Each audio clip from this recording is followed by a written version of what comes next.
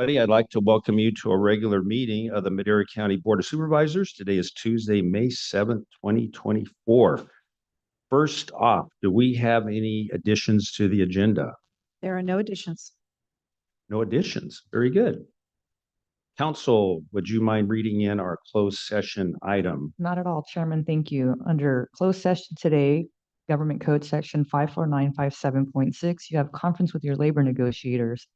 The agency designated representative are Joel Bogay, Assistant County Administrative Officer Michelle May, Assistant Director of Human Resources, and Sabrina Mendez. The employee organizations is all units, including elected officials and in the unrepresented employees, all classifications category. Thank you. Very good. Thank you very much.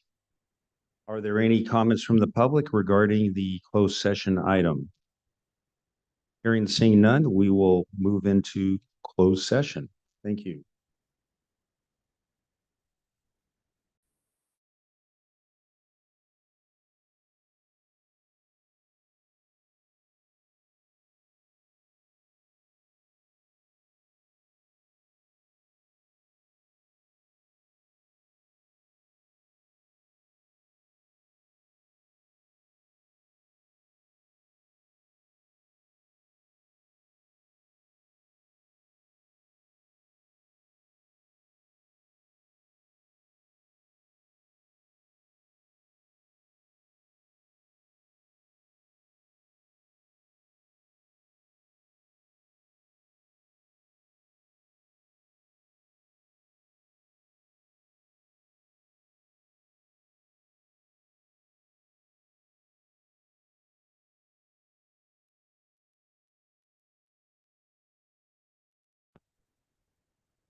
Good morning, everybody. I'd like to welcome you to a regular meeting of the Madera County Board of Supervisors. Today is Tuesday, May 7th. We'll call this meeting to order. Council, are there any actions that are reportable out of closed session? Chairman, there are no reportable actions from your closed session, and Supervisor Wamhoff joined that session at 9:04 a.m. Thank you. Okay, very good. Thank you. We'll start our meeting by opening and closing in memory of individuals. Do we have anybody? I see Supervisor Rogers. Yes. Got to turn on my speaker light here. I wanted to remember Dorothy Shue, who affectionately known as Dot, 94 years old, and she was like a second mother to me. Her sons have we spent a lot of time together through the years, and she meant a lot to our family and a lot to the community. We said goodbye in style on this last week. And also Mrs. Gometz from Chowchilla also passed away, and we want to remember her family, Gometz family, in our prayers. And she was also up in years, 94, I believe, also. So the magic number, I guess, this week. But a good long life and good memories to leave behind, a good family. Very good. Thank you, Supervisor. Thank you, Chair. Yeah, I'd like to open and close in memory of Amelia Marsh, whose life was tragically cut short, I think on Saturday, I believe, in a traffic accident. So her family is, I believe, still in recovery. So I'd ask that we keep them in our thoughts and our prayers. Very good. Thank you. Anybody else? Hey, thank you. Let's go ahead and move into our invocation and Pledge of Allegiance. We have Scott Dixon from Madera Avenue Bible Church, who will be leading us in the invocation.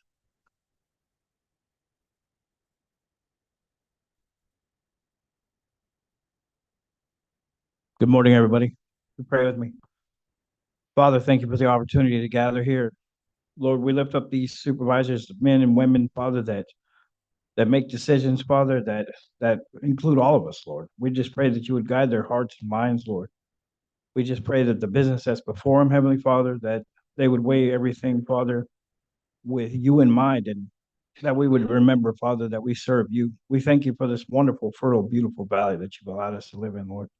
We thank you for the rain that you've given us, Lord, and the abundance of water. We just pray, Father, that all the business brought before you today would be dealt with in a manner, Father, according to how you would have it done, Lord. Father, we thank you for this time. We ask that you would remember the families of those that were mentioned that were lost. And we pray, Father, for the safety and security, Lord, of our valley and everyone in it. In Jesus' name, amen. Ready, salute. I pledge allegiance to the flag of the United States of America and to the republic for which it stands, one nation under God, indivisible, with liberty and justice for all.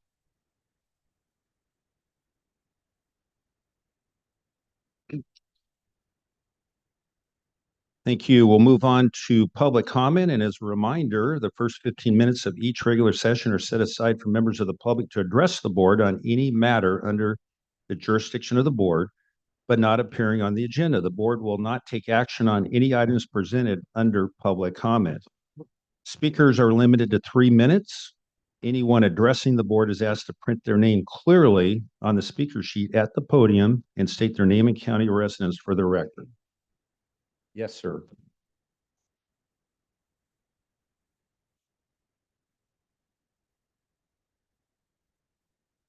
There we go. Noah Lopez with the Madera Ag Water Association. Wanted to comment here because I've been informed that the item that was on consent calendar 5AF that we did send a letter on and that we wanted to comment on has been removed, and we want to thank the chair and the board for doing that.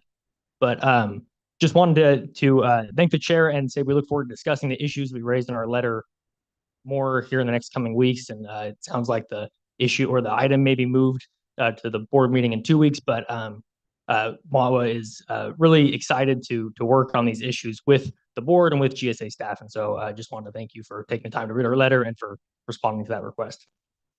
Very good. Thank you.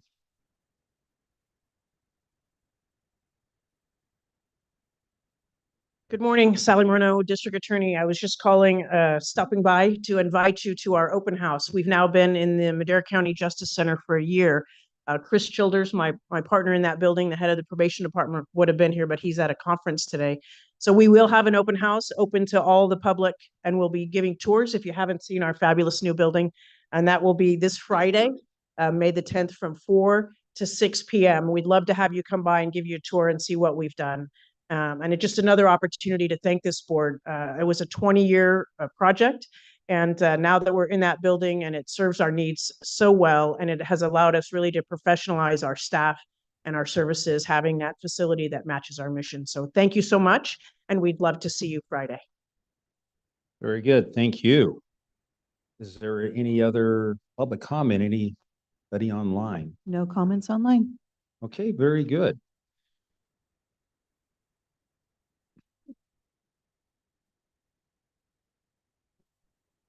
Good morning, board.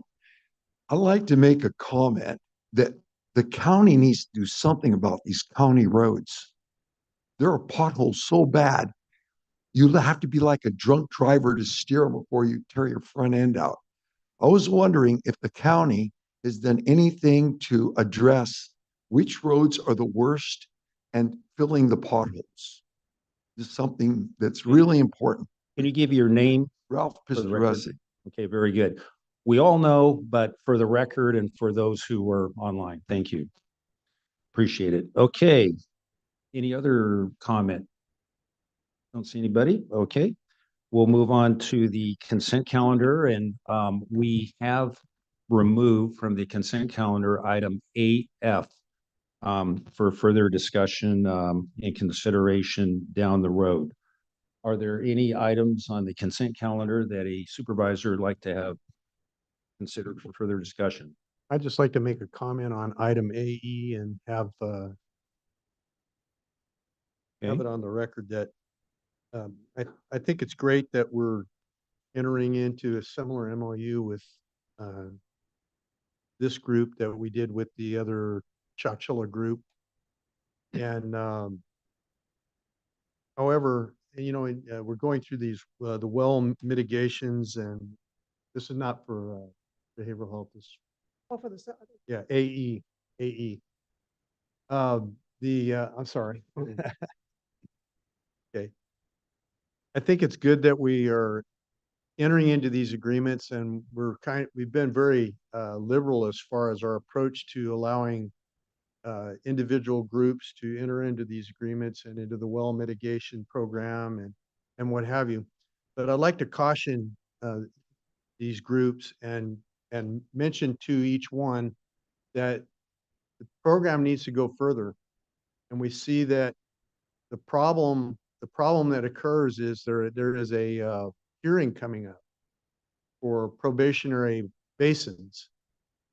There was a hearing recently in Tulare, and it wasn't pretty, and it isn't going to be pretty as far as what goes on and continues to happen to that basin as a result of the state taking control of that basin.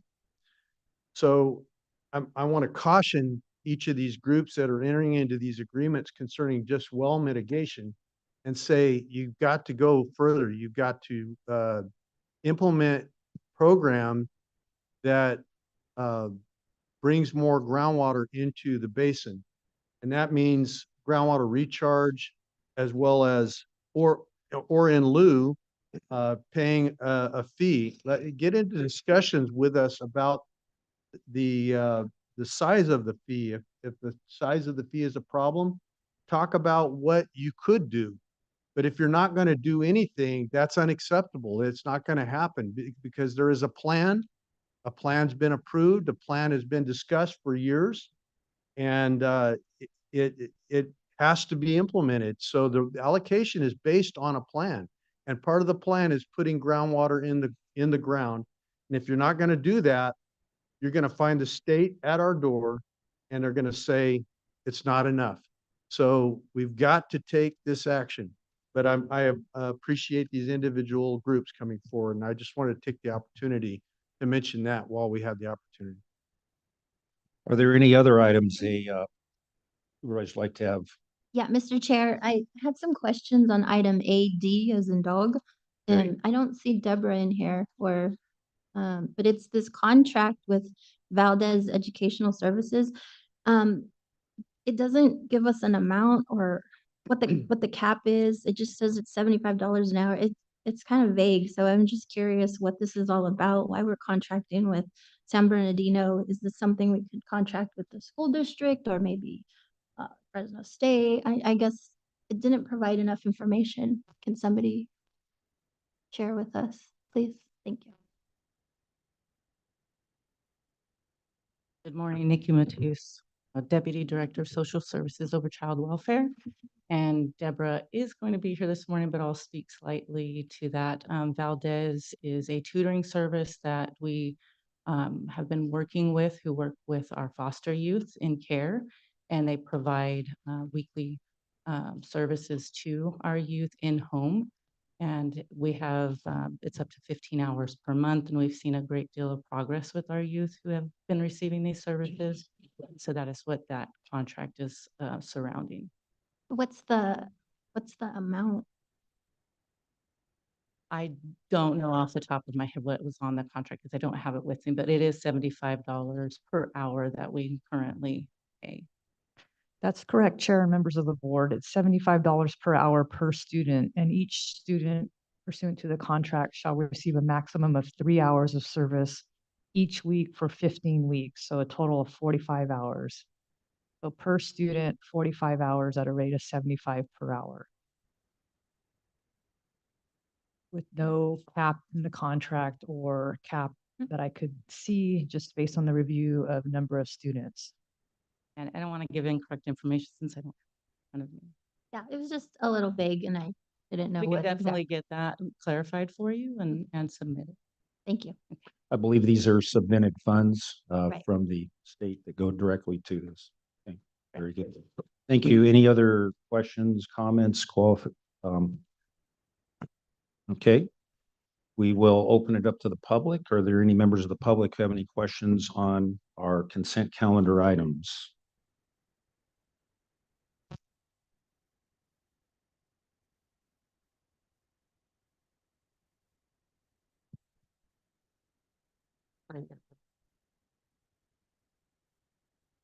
There was Janice Gomes, Madera County.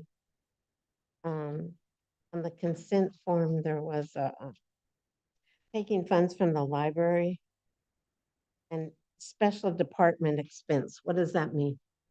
What item is that, Janice? P, P. Okay. very department.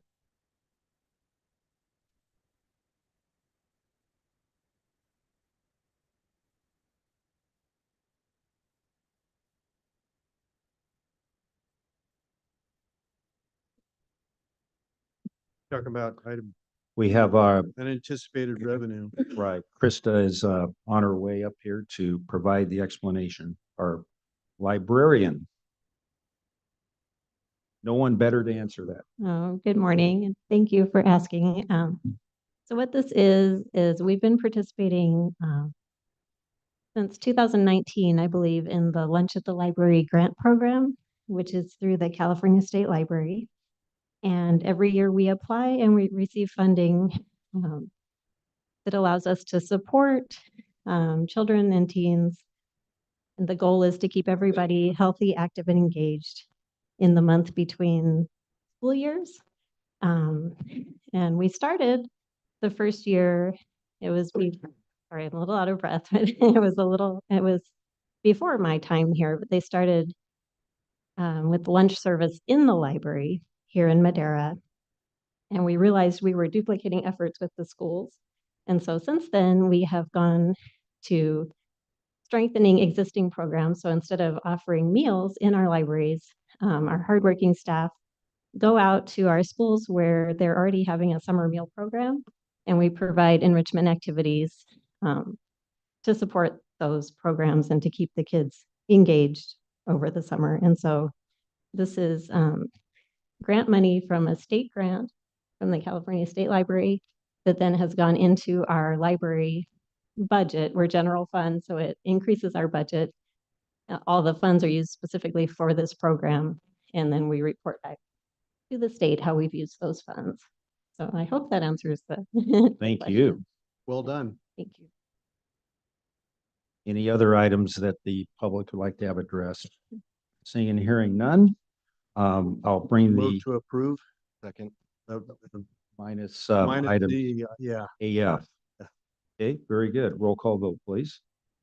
Supervisor Rogers, Yes. Supervisor Wamhaugh, Yes. Supervisor Gonzalez, Yes. Supervisor McCauley, Yes. Chairman Poitras. Yes. Vote passes 5-0. Thank you. We have about 14 minutes until our public hearing starts, and we have three presentations, proclamations. And so what I'd like to do is take them a little bit out of order. I'd like to move 6C up to 6A, which is a proclamation naming May 2024 as Resource Family Appreciation Month, because I see a youngster here in the front, and it would always be good. I have 11 grandkids, and I know it's always good to get them in and get them out as quickly as possible. So, and Angela, she seconds that emotion. So, Smokey Robinson. Anyway, thank you. Good morning again, Nikki Matus, Deputy Director, Department of Social Services. And we are here for Resource Family Appreciation Month. And we have several families that have joined us that we want to recognize for their service to our community and the youth in our community. National Resource Family Appreciation Month is a commemorative event to recognize the role resource families play in a child's life.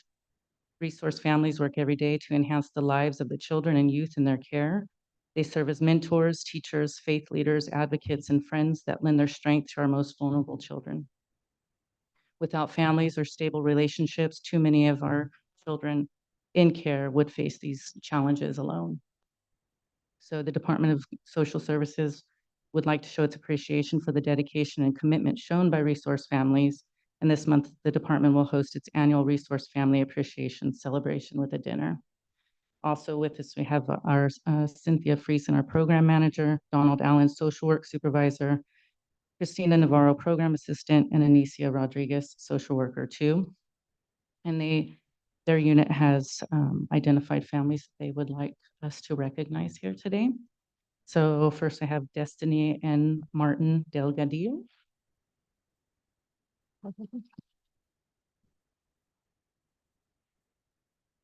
Destiny and Martin Delgadillo are being recognized for sharing their big hearts with our community. Mr. and Mrs. Delgadillo have been in Madera Community Foster Home since December 9th, 2022. Their foster care experience began when they took in their 16-year-old nephew. It was then they decided to become a foster home resource for the community. They currently have 2 siblings in their care with plans to make long-term permanent plans. The Delgadillo family participates in various community events and fundraisers for this diverse community. For the holidays, they donate over 50 Christmas trees to various schools and organizations throughout Madera County.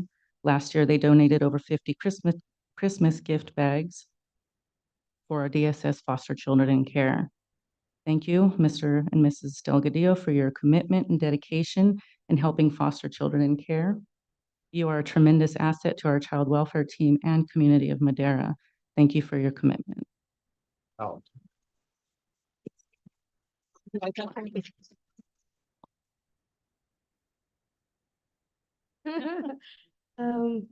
Yeah, it's been a journey. It's been a journey. It's been a journey. It's been a journey. I tell the worker who comes out every month, I said it's hard.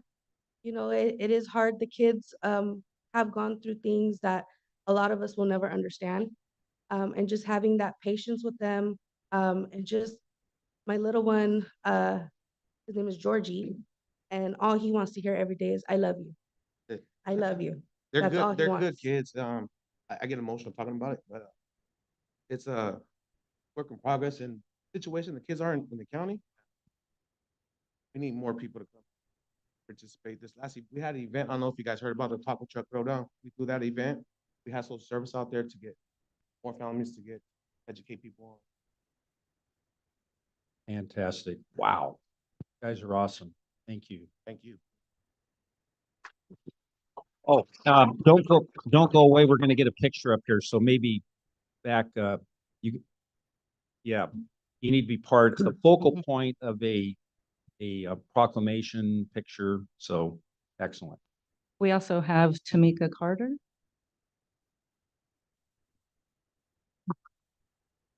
Tamika Carter is being recognized for her commitment to kids in care. She has been a Madera County resource parent since September 29th, 2022.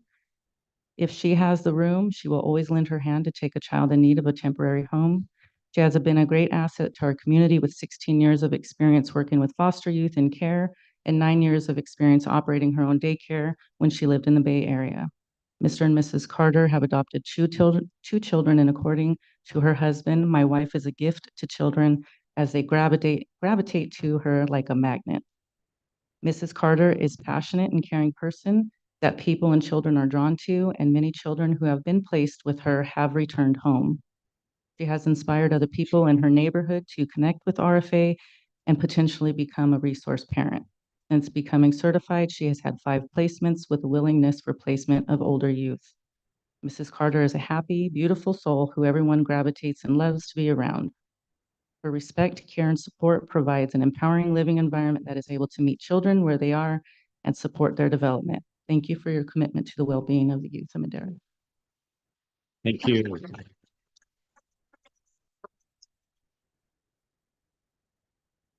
Feel like God has called me to do hard things well, and I tell the children all the time, you don't get to tell me when I stop loving you.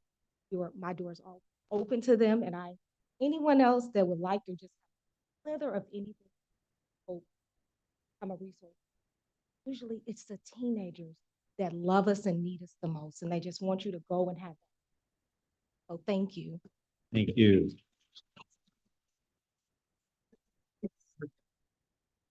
Next, we want to recognize Angela and Gerardo Garcia.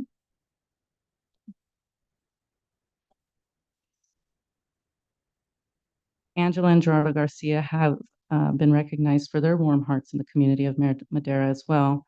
Mr. and Mrs. Garcia have been a Madera community foster home since July of 2019. They currently have placement of 1 child, though they have fostered 20 children throughout the past 4.5 years and have assisted with creating permanency for children in their care. Their motivation to become resource parents was to carry on Gerardo's grandfather's legacy as he fostered for over 30 years. Their goal has been to bless children in care with love and support, and they continue to meet that goal with each youth they foster. One special thing to highlight is that Mr. and Mrs. Garcia capture and preserve precious moments with the youth and make sure to share them with the parents to ensure that they are included and honored in this difficult process. Mr. and Mrs. Garcia provide a respectful, caring, nurturing, supportive, and empowering home environment for children to be able to meet their developmental milestones. Thank you for your commitment to the well-being of the youth of Madera County. Thank you. Hello. I just want to say that, this was fallen into our lap, so many years ago. And we were blessed to be able to adopt two. We have 4 biological children, all grown. And so we started all over again with itty bitties. And it's a lot amazing. It's fun. And we just enjoy what we're doing. Is challenging, as they said. It's a lot of work, a lot of structure and strength from God and from our community and from our families and friends. My husband and I we love what we do, and I really have a special place for these parents because they're struggling so bad, and that's my commitment, is to also work with them and be a support towards them. I recently had a little guy go back to his mom, which was a blessing, but she did reach out last week and she needed help. And unfortunately, I couldn't because I had a doctor's appointment, whatnot, but I connected my social worker with 2 phone numbers that know the child, have babysat him. So then they could reach out to them to help her out. And I commit to continue to help her through her process of reunified. So, but I love it. It's fun. Thank I have you. gray hair now.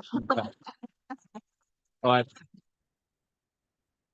We did have a couple other families who are unable to make it, but I just do want to state Judy Pipkin as well as Marco and Morena Fuentes. They are 2 families that we wanted to recognize as well. And thank you for taking the time to help Very us good. recognize these thank families. you. Well, thank you very much. And let's go ahead and everybody gather. First of all, I'm going to ask, is there any public comment? Anybody from the public that has a comment on this great moment? If not, let's go ahead and gather here in front for a picture. Chairman, I would like to say something, just to the Delgadillo family, Mr. and Mrs. Carter, Angela, to take into your home, children who are not yours. It requires someone who's really, really special. And when times get tough, as they always do when you're raising any kids, let alone kids that aren't your own biologically, just know that you're doing just work that is so extremely important. And thank you on behalf of me, on behalf of this board. Thank you guys so much. It's really incredible. You even made my chief of staff, Micah, cry talking about the babies who need placement. So again, thank you.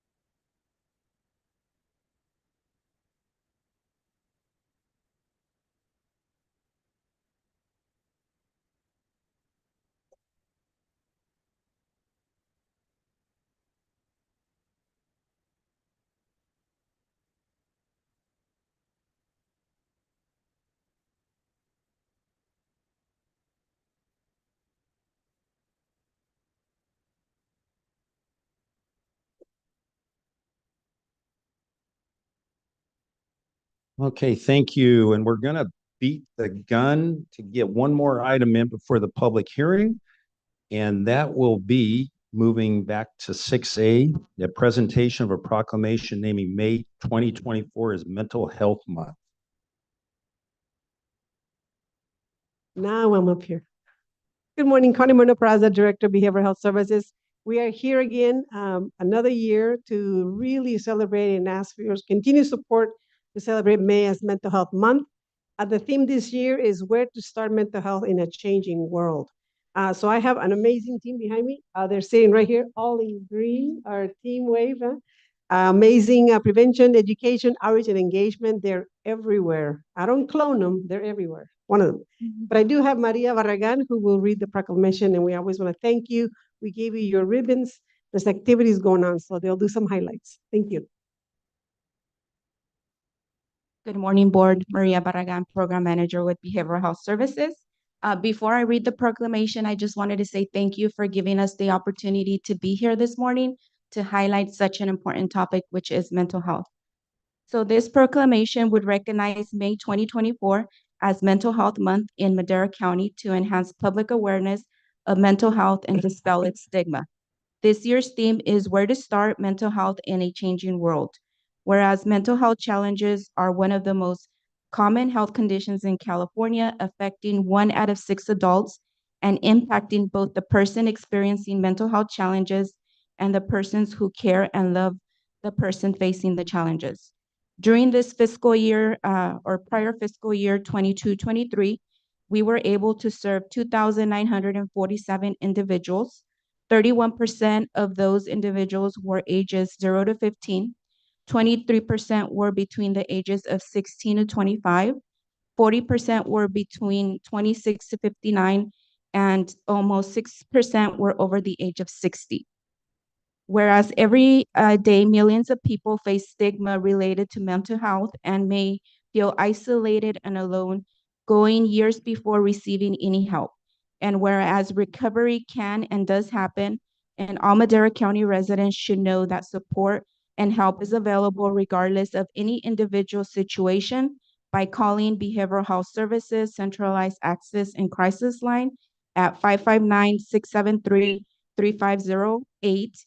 And whereas every May we come together to continue the tradition of promoting awareness, offering vital resources and education, and advocating for mental health and well-being of everyone. Creating a community where everyone feels comfortable reaching out for the support they deserve is crucial to ending the stigma around mental health. And whereas Madera County Department of Behavioral Health Services is partnering with local community organizations and has planned several events in May to raise awareness about mental illness and recovery to reduce stigma and discrimination towards those experiencing mental health challenges. Events scheduled for May include our 3rd annual mental health, Madera County Mental Health Conference and Resource Fair, our 1st annual Youth Summit, which is titled In My Youth Era, Active Aging Mental Health Awareness Month Mental Health First Aid Training throughout Madera County, BHS's first client art exhibit that will be on display throughout the month of May, banner display over Yosemite Avenue and Yosemite and H Street. We will also be having county mental health awareness resource fair in our government center lobby. We will have a variety of self-care workshops. We will also have a shadow box display and a social media campaign to increase awareness on mental health. Whereas the County of Madera and the County Board of Supervisors wishes to enhance public awareness of mental health now, therefore, we, the Madera County Board of Supervisors, hereby proclaim May 2024 as Mental Health Month in Madera County. As the Madera County Board of Supervisors, we also call upon the citizens, government agencies, public and private institutions, businesses, and schools in Madera County to commit to increase awareness and understanding of mental health. Steps citizens can take to protect their mental health and the need for appropriate and accessible services for all people with mental health conditions. Thank you. Hey, very good. Thank you very much. You said it all. It was all right in there. So Super. Are there any comments from the public regarding this presentation or Mental Health Month? If not, let's go ahead and gather. Let's get all the employees and support services that are involved in mental health with Madera County and other stakeholders around our city or county. Bobby David.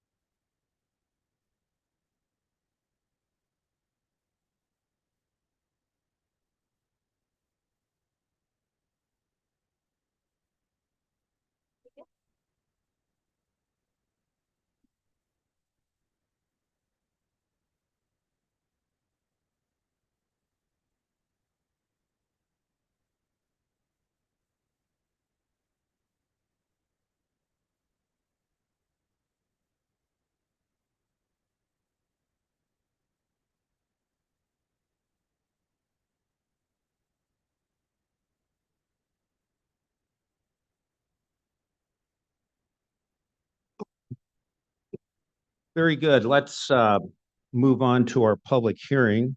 We have item 7A. 7A, Community and Economic Development Department Planning Division, conditional use permit and rezone. Hearing to consider an adoption of a resolution approving conditional use permit CPU 2023-003 and approving a mitigated negative declaration of 2023-32 in the application of rezone 2022-22 Madera under the provisions of the California Environmental Quality Act. Hearing to consider request by Legacy Realty and Development to adopt an ordinance for project 2023-002 consisting of the rezone 2022-002 from residential rural single-family district to planned development district and conditional use permit 2023-003 to allow for mixed-use development for medical office space, gas station with convenience store and retail establishment. The property is owned by Dortelli Marital Trust, Weeby, Annette, J, as listed on the agenda. It is located on the southeast corner of Avenue 12 and Jason Court, Madera, size 4.45 acres, APN 049-590-33-34-35 and -36. Good morning, Board. Jamie Bax, Community and Economic Development, and with me is Annette Kephart, Senior Planner from my office. I'm going to go through a brief presentation on the project, and then I'm happy to answer any questions that you might have. So just a brief overview, as mentioned, it is located on the south side of Avenue 12 and intersection of Jason Court. This is an application to change the zone district to a planned development district in order to allow consistency with the general plan. The general plan, and I'll show you a map in the upcoming slides, is neighborhood commercial. The conditional use permit will allow for the development itself to include the medical office, gas station with convenience store with car wash, and a food and drink establishment. As you can see here, this is the general plan designation. This entire corridor down at the south side of Avenue 12 is planned for neighborhood commercial. And as mentioned, the proposal is for a planned development district, which is also consistent to property to the east of this particular site.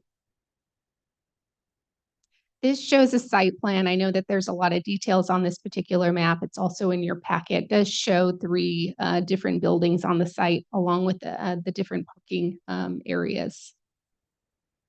And the proposed medical center, the next slide will show a little bit clearer of what it is proposed to look like. This is a proposal of the convenience store elevation. And then also the coffee and food elevation. This is a proposal of what the sign would look like in conformance with the zoning ordinance sign requirements. Just a brief analysis, as mentioned, this is a proposal to allow for consistency with the general plan designation of neighborhood commercial. There were numerous impact studies prepared for this project to support the CEQA analysis that was prepared. There is a 2,400 square foot drive-through coffee shop, 4,000 square foot convenience store, and 3,500 square foot gas canopy, and of course the 11,000 square foot medical center. It is overparked as planned, total 137 spaces for parking, which exceeds the requirements. Again, surrounding commercial and residential uses. Of course, you have the commercial to the north as well with the existing grocery store. This proposal does include a realignment of Jason Court to align with Fernwood Drive to the north. Right now it is offset with a four-way stoplight and road and sidewalk improvements. Access would be right in, right out only off of Avenue 12, so you won't have left-hand movements coming out of the site onto Avenue 12 apart from the intersection itself. There is a county bus stop that's located there and is required to be relocated just to the north by the developer. And also a masonry block wall on the south and southeast property lines, and a 3.5 foot wall and landscape buffer along the western property line with Jason Court to shield lighting to the neighboring property owners across the street of Jason Court. There is a ponding basin on site for drainage and stormwater retention, and water will be provided by Maintenance District 10A with the developer contributing to the connection and use fee. This project was circulated as required by CEQA to internal and external agencies for comments. With that, the Planning Commission did recommend approval at the February 27th, 2024 meeting of the rezone, conditional use permit, and mitigated negative declaration as discussed, and I'm available for any questions. Okay, very good. Thank you. Are there any questions, staff? If not, this is a public hearing. I'll open up the public hearing. Are there any members of the public who wish to comment on this item? Seeing and hearing none, I'll close the public hearing and bring it back to the board for further discussion and or action. We have one comment online. Oh, okay. Chair, would you like to reopen the public hearing? Yes. Thank you. The public hearing is reopened for the online commentary, and it's also allowed somebody else to come on up. So let's go ahead and hear the online. Go ahead, Jason. Oh, this is actually Justin Sabaji. Can you hear me? Yes. Yes, loud and clear. Yes, great. So we are in favor of this project. We just want to understand how this is consistent, the access to Avenue 12 with the general plan, because we've been told by the county on another occasion that there would be no access to Avenue 12 based on the general plan. And we're just wanting to understand and hear from the county how the access to Avenue 12 is consistent with the general plan. Okay, thank you. Any other public comment?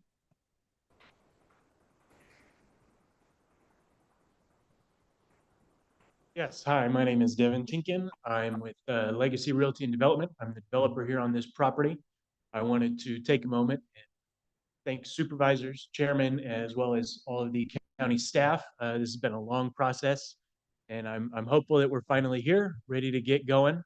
They've been very helpful along the way. We're glad for all the improvements we can bring to the community. We're excited to expand and do business here in Madera. So I want to also let you know I'm available for any questions that you may have. Okay, very good. Thank you. Is there any other comment? Yeah, Mr. Chairman, couple clarifications that I'd like to be put on the record as well. That there's a lot of concerns regarding traffic on Avenue 12. Although there's been a lot of education regarding the additional signal lights that are coming to future improvements in the next 18 months regarding traffic along Avenue 12.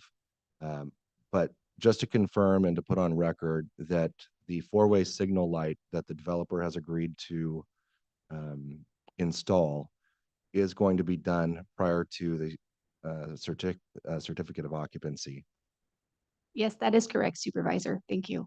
So no one will be able to conduct business prior to that signal light being functional, either a temporary one or permanent one, depending on how fast these items can be ordered, because we all know there's a backlog on a lot of these poles and electrical items. So I do want to have an additional comment regarding the Planning Commission.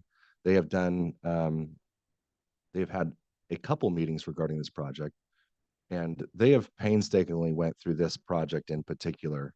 And they were very, very thoughtful, very, very detailed. And so this project was not done hastily. This project was done with a lot of thought and a lot of care in mind. And with that, I am proud to support this project. Very good. The public hearing is still open. Are there any other comments from the public? If not, I will close the public hearing and bring it back to the board for further discussion or action. I see, Matt, you're Thank you, Mr. Chairman. I just, to Mr. Sabaji's question, and it's a good question. We do get that a lot. This is compliant with the general plan as far as access on 12. The key there is there's no full access granted as a part of this project. It can only come in, right out only. So there'll be no left turn movements conflicting with traffic out there at this project location. So, and certainly that was a key factor in looking at the intersection improvements at Jason Court and the requirements of that too. very good. Supervisor. Yeah, I just wanted to say that having driven through the ranchos for years and years, this represents a great step forward in the commercialization of the frontage on Avenue 12, and it needs to look more commercial. And I think that was a mistake of the past that's being rectified by projects like this. And I see it as a huge boon to that community, especially with the healthcare organization that's going to occupy that one building. That's so important to our communities, and having been without a hospital for some time, having that access to a clinic is just so important. And this is a great step forward for that community. So I agree with Supervisor Wamhaugh. The worst part was not having a Starbucks. Yes, Yeah. Supervisor. I don't know about that Starbucks, Chair, but just a question in regards to the stoplight as well as the planned sidewalk improvements. Are those costs are going to be borne by the developer? Is that correct? Yes, that is correct. Matt might provide some clarification, but yes, that is correct. Certainly, Supervisor, in regards to the sidewalk, the street realignment, the repairs too, because it incorporates completely redoing all of Jason Court. That is all at the developer's cost. There is a fair share contribution. They are required to fund and construct and have that signalized intersection occur before occupancy. And then there will be reimbursement back to the developer for anything that was beyond their fair share. 12, as the board knows, is in our road impact fee program. So we collect fees throughout the area to fund improvements that's in this corridor. And so it's appropriate the developer get reimbursed for any costs beyond their fair share contribution. Thank you. Very good. Thank you. Any other comments? If not, I'll accept a motion for action. I'll move to approve item 7. I'll second. We have a motion and a second. Roll call vote, please. Supervisor Gonzalez. Yes. Supervisor Wamhaugh. Yes. Supervisor Rogers. Yes. Supervisor McCauley. Yes. Chairman Poitras. Yes. Vote passes 5-0. Thank Very- you. Very good. Thank you. Great presentation. Let's move back to discussion item 6B, presentation of a proclamation naming May 6 through 12, 2024 as National Nurses Week.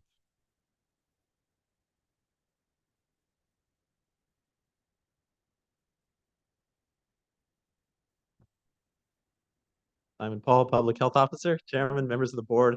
Very happy to get the lead off in acknowledging and appreciating our public health nurses and nursing team for National Nurses Week. And probably many of the people here could be up here and attest to the difference, the importance nurses have made in their lives, if not their own life, for family members as well. I certainly could have that perspective, do have that perspective. But in addition, I have the perspective from having worked in healthcare for my entire career, always with nurses as part of the team. Everything in healthcare now really is done as a team. And the space that the nursing profession occupies, that team effort, is not only incredibly important, but it's also more challenging than many people realize. Nurses sort of represent the healthcare team to the patient and trying to get them on board with the plan and the plan to happen. But as you know, nurses are very often the person that knows the patient the best, that the patient talks with the most, and they have the reciprocal responsibility of bringing the patient's concerns back to the team and telling them you may need to adjust the plan as what your plan isn't going over as you thought, right? So that's very challenging working those two directions. And in addition, nursing can be working in a very stressful environment. And it's an environment where there's really zero tolerance for error, and there's also a lot of time pressure. That's nursing in general. Public health nursing, in addition to all of these challenges, has chosen to take on the additional issues, additional sort of dimension of people's environment and their community, right? If you consider things like public health nurses working in an emergency shelter with people who've been relocated, they're working in an environment trying to get the patients their healthcare needs in an environment where the healthcare infrastructure really isn't in place. And other examples, when they're working with foster youth, right? Their goal is that the foster child and family have the best chance to succeed. They know that to accomplish that, it's not just the child's medical plan that's important, but it's the whole environment and the community that those people are living in are important to that child's success and the foster families. All of the programs are similar to that, childhood-led, CCS, working with children's services, and even in our own clinic. They don't just work with the individual, they're working with the person's environment, their community. And I'm going to hand it off to Melody Kelly, who's our Director of Clinical and Nursing Programs. But I just want to wrap up by saying that I am sure we all are incredibly appreciative for what nurses do, both for us individually, for our families, and also for our community. It's incredibly important. So thank you for the time and recognizing them. Thank you.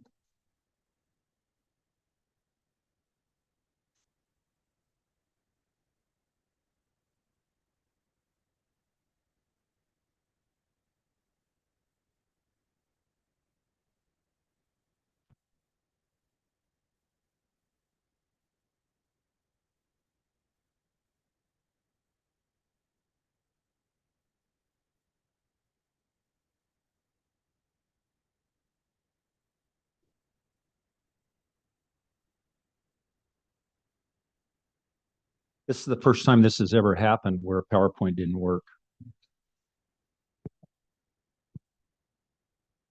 Thinking.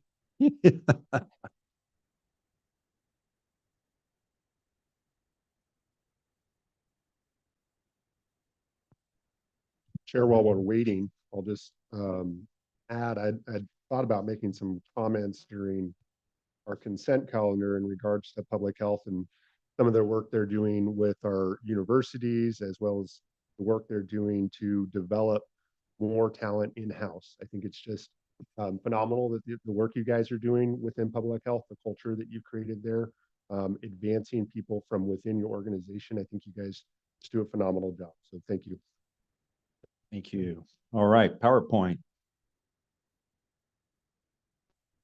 Good morning, everyone. My name is Melody Keller. I'm the Deputy Director of Clinical and Nursing Services with Public Health. Today, we are here to honor and celebrate the incredible contributions of nurses as we commemorate National Nurses Week 2024. In 1974, President Nixon officially proclaimed a National Nurse Week, and it is celebrated every May in remembrance of the founder of modern nursing, Florence Nightingale. This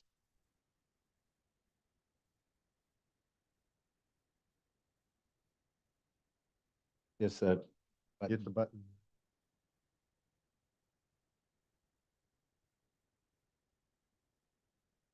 Green light. Go.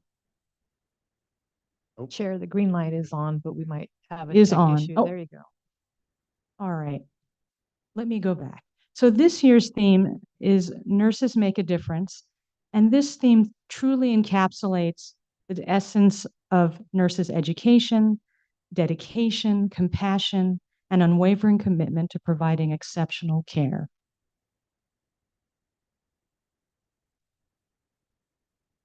Nursing is the largest healthcare profession globally, with millions of dedicated nurses working in various healthcare settings, including hospitals, clinics, community agencies, schools, and in patients' homes.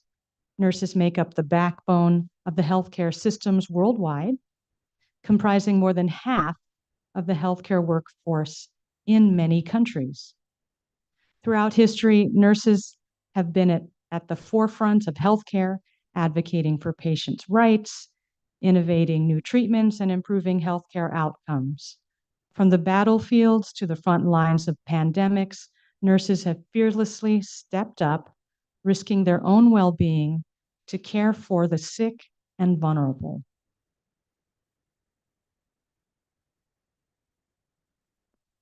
Here's a fun fact. Each year, Gallup does an annual Most Honest and Ethical Profession poll. For the 22nd year, nurses have ranked #1 as the most trusted profession. The top 3 most trusted professions are, well, #1, nurses, which got 80% of the vote. Medical doctors, they got 62% of the vote. And pharmacists got 58% of the vote. And rounding out for #4, we have high school teachers, and #5 being police officers. Interestingly, though, car salespeople, members of Congress, and telemarketers earned the lowest rankings.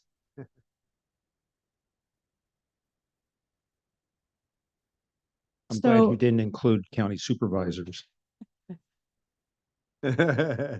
All right. This Depends on week, the district. yes, right. This week, we honor all the varying nurses' roles and the positive impact nurses have on everyone's lives. And I'd like to personally recognize and thank our county public health nurses.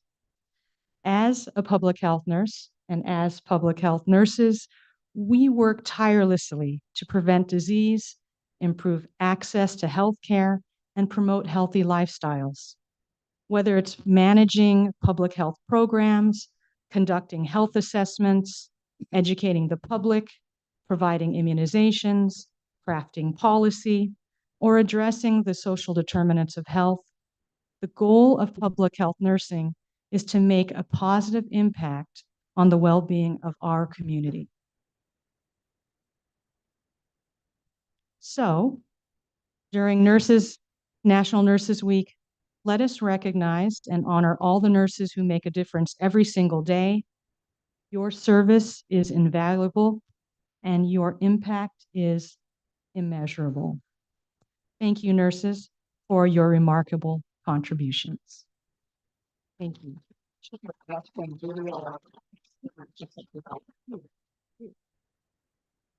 Okay. Good morning, Supervisors. Deborah Martinez, your Director of Social Services and the Public Guardian. I just also wanted to offer my thanks for all the services that our Public Health Office, the department, our famous director provides in terms of not only our child welfare services, but our adult protective services, which has become busier and busier. So they do a lot of work, not just on the recording as they're indicating, but they're going out in the field with our social workers and helping us assess situations. And we really, really appreciate it and couldn't do it without them. Thank you. That's outstanding. And I mean, I think it shows a lot of times taxpayers expect, that kind of cooperation. Too many times we've seen silos, created, and it's great seeing that cross working and cooperation and participation, because it's not a one person, one professional doesn't maybe have all the skill sets necessary out in the field. So that is excellent. Thank you so much. And it's really great to hear that. Any other comments from my colleagues? Any members of the public have any comments you'd like to make? If not, let's go ahead, and we have a proclamation we'd like to present. So anybody who's a nurse or knows a nurse or has been helped by a nurse, let's come on down and get in a picture.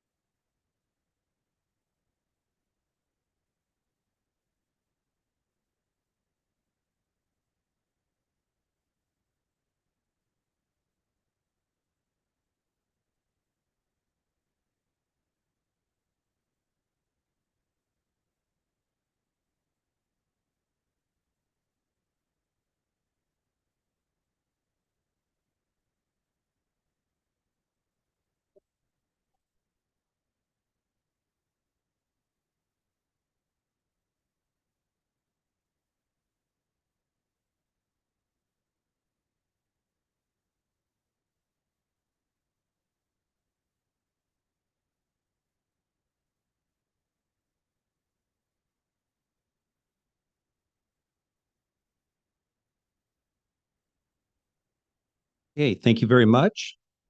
Moving on the agenda, let's move to 6D. This is a presentation from the Central California Blood Center.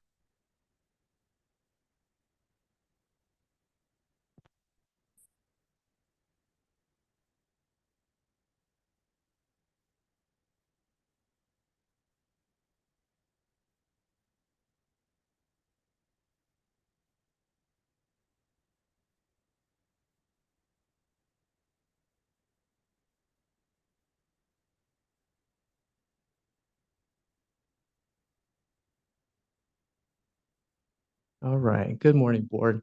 Jason Blanks, Risk Management, and we really appreciate you having us here today. Actually, kind of piggybacks after celebrating Nurses Week. Another thing that we have going for us and kind of kicking off our Battle of the Badges this next month is talking about blood donation. So I have with me today Alina Torres from the Central California Blood Center, who's going to talk a little bit about the benefits, the vast need that we have here in the Valley, and also some of the events that we have coming up. Morning. Let me see if I can get situated here so you guys can hear me well. Hear me well? Yep. Good morning. Like Jason said, my name is Alina Torres. I am from the Central California Blood Center. I'm a community support specialist, and thank you for having me here today. And on behalf of the entire Central California Blood Center, we would like to extend our thanks to the board and to everyone in Madera County. So whether you work here, whether you live here, I am a proud resident, born and raised here in Madera County. So I know very well the people here and the spirit of Madera County. We support our community, and you guys have always done that for the Central California Blood Center. We have quite a few donors, like Jason mentioned. We also have quite a few events, and we are here to thank you and ask for your support again. So during these next coming, I don't know if you want to, coming months, we are going to be kicking off Battle of the Badges. It is going to be a county-wide event. So we serve 5 counties here in the Valley, from Mariposa, Madera. We also serve Fresno, Kings, and Tulare County.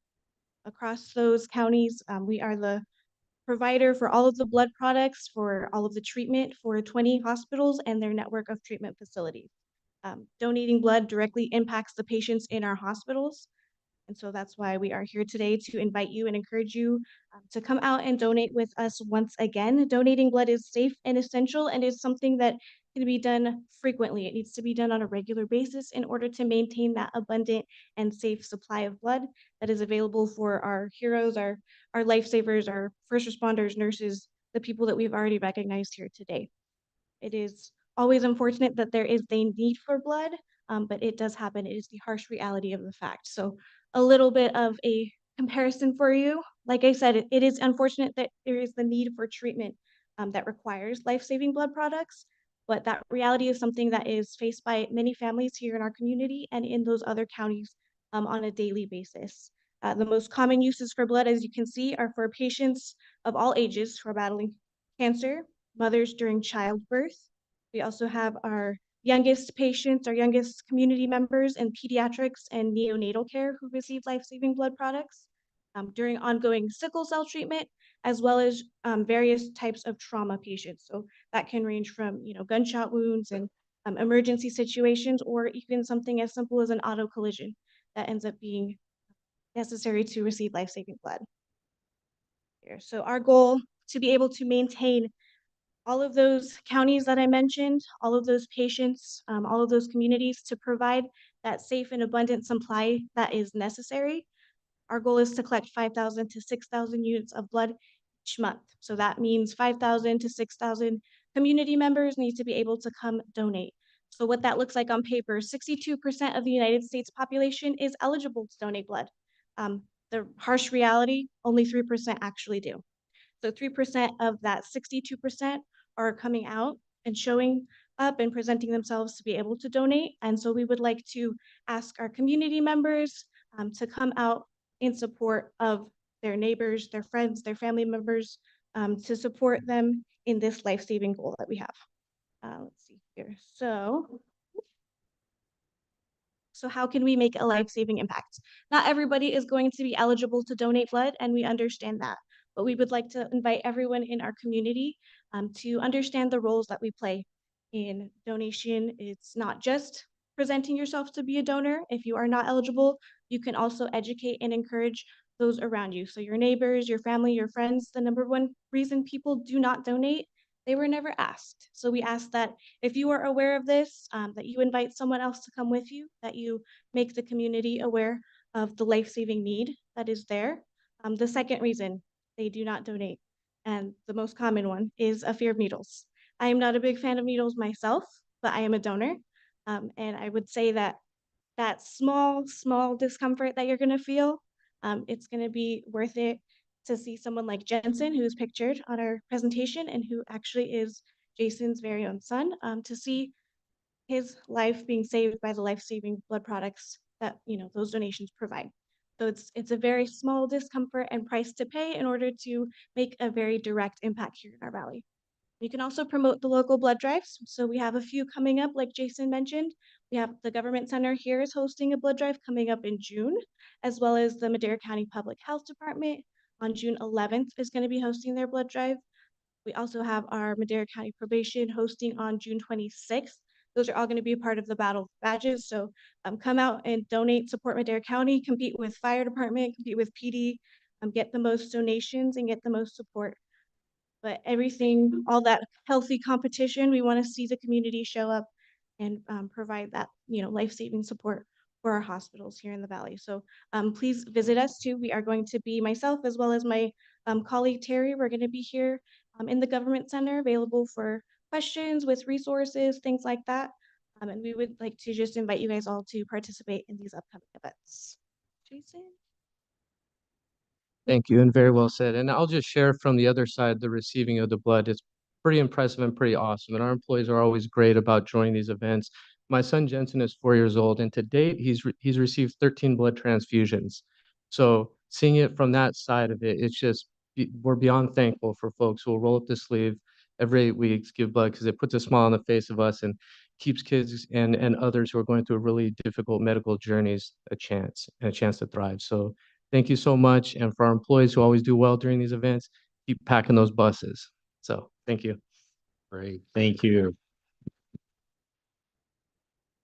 Appreciate it. Great presentation. Are there any members of of the board, my colleagues, have any comments?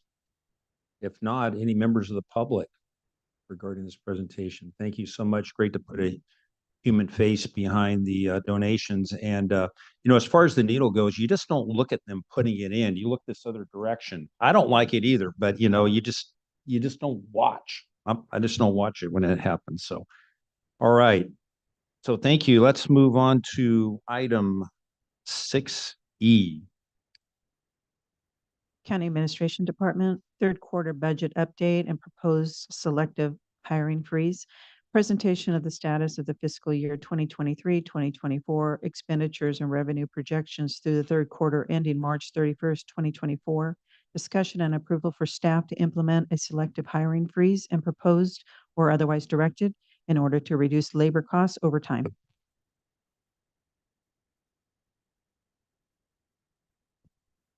Thank you, Mr. Chairman, members of the board. Joel Begay, County Administrative Office.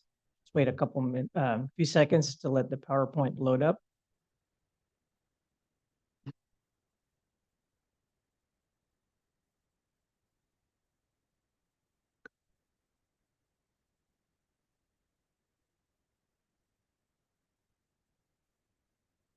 Sure, it's something I did wrong.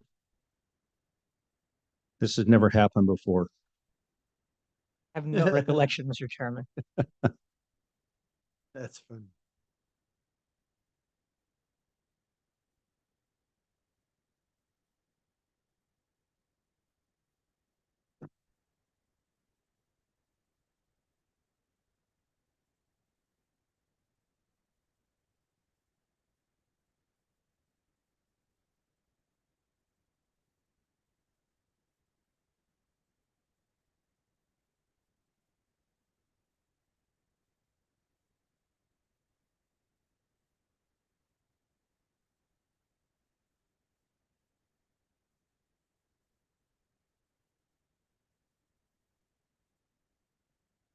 Thank you.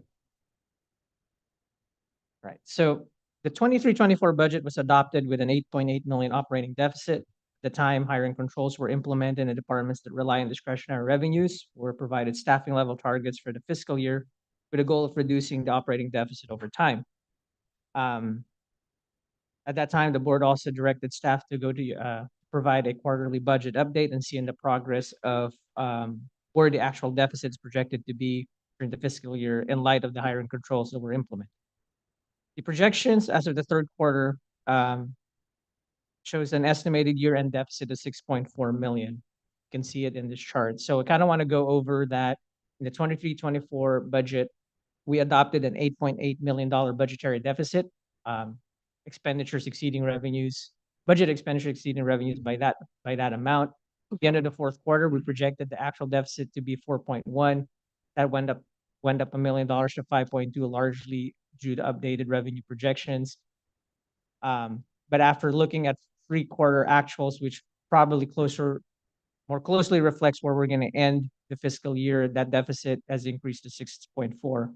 There's a couple of factors in there. But before I explain that, I want to point out, though, that at the time that we wrote the board item, we were perhaps too hopeful, expecting to stay within the 5 million. So we had expected approximately 5 million deficit, and that's in the text of the discussion.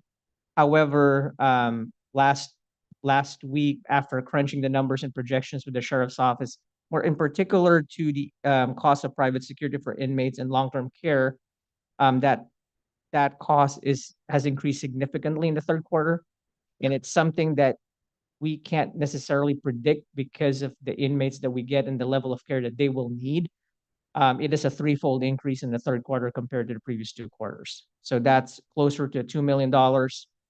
That's offset a little bit by better revenue projections, leading to a net increase in the projected deficit of 1.2 compared to where we thought we were at the end of the second quarter. This slide shows the filled positions for all departments that use discretionary revenues. To put in context that in the 23-24 budget, the discretionary revenue departments had recommended 800 positions. They were given staffing targets of no more than the 21-22 staffing levels, which is a total of 777 positions for these same departments. And if you can see as the end of each of the 3 quarters that we're reporting on today, the filled positions are nowhere near the 777, and in fact has stabilized at 673 positions, which is pretty similar to where we were in the second quarter. And what this really kind of shows is that our discretionary revenue departments have been good at following that board direction of only recruiting up to the 777. Naturally, because you never get to fully staff, if your target is lower, your actual filled positions would be lower. In this case, it's 15% lower than the maximum number of positions they were authorized to be able to recruit for this fiscal year. However, based on the projections, that's still not enough to bridge the gap. So moving forward, the staff's recommendations, staff recommends moving from hiring controls to implementing a selective hiring freeze effective May 1st. The difference being that every vacancy or every requisitions under a freeze versus control would have to be reviewed on an individual basis for any requisitions or vacancies that occur or is submitted May 1st and onwards. We are requesting that this be retro to May 1st.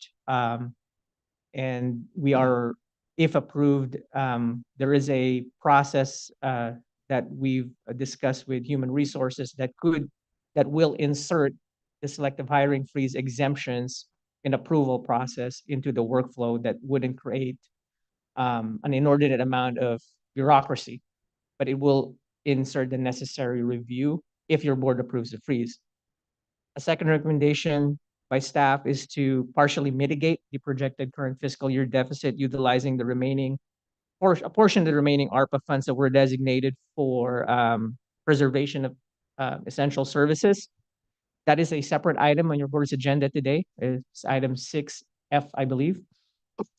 And kind of want to go over under action plan are the things that we have been doing and will continue to do to address the deficit. We are currently working with the sheriff's office looking at ways to control or mitigate the unpredictable costs of the off-premise security that has to be provided for inmates. And this and the sheriff's office here, if that can probably explain that, or if you have any questions. These are in general inmates that have to be cared for and secured off premises. So currently the sheriff's office is using a contractor for that. It's called DSS Security. And largely these deals with inmates that are in the long-term care facility. And we have an obligation, being the jail, to provide. Also, we're identifying budget reduction options with each department. We have been doing that ongoing as part of budget negotiations, so that those can be considered in a systematic manner as part of the proposed 24-25 budget. And where that is if the selective hiring freeze is approved, and there is direction to reduce that through attrition, to reduce the deficit through attrition, it's recognizing and working with each department that it will impact services. And what we are working with departments is to present as part of the budget the different levels, service cuts, if you will, that will happen as positions aren't filled in the course of reducing the budget deficit. That ends our formal presentation today. CAO staff and department staff that are present today are available for any questions the board may have. Very good. Thank you. Any questions of Joel or other staff members? Yes, I do, Mr. Chairman. Joel, when it comes to selective freezes regarding the sheriff's department, I know you said you're going to be working with them, but what does that mean exactly? As far as allocated positions that they currently have, unfilled positions, et cetera. So I want to go back to the presentation. So I want to provide some of the exemptions allowed and what the goals of the freeze are. So if we could.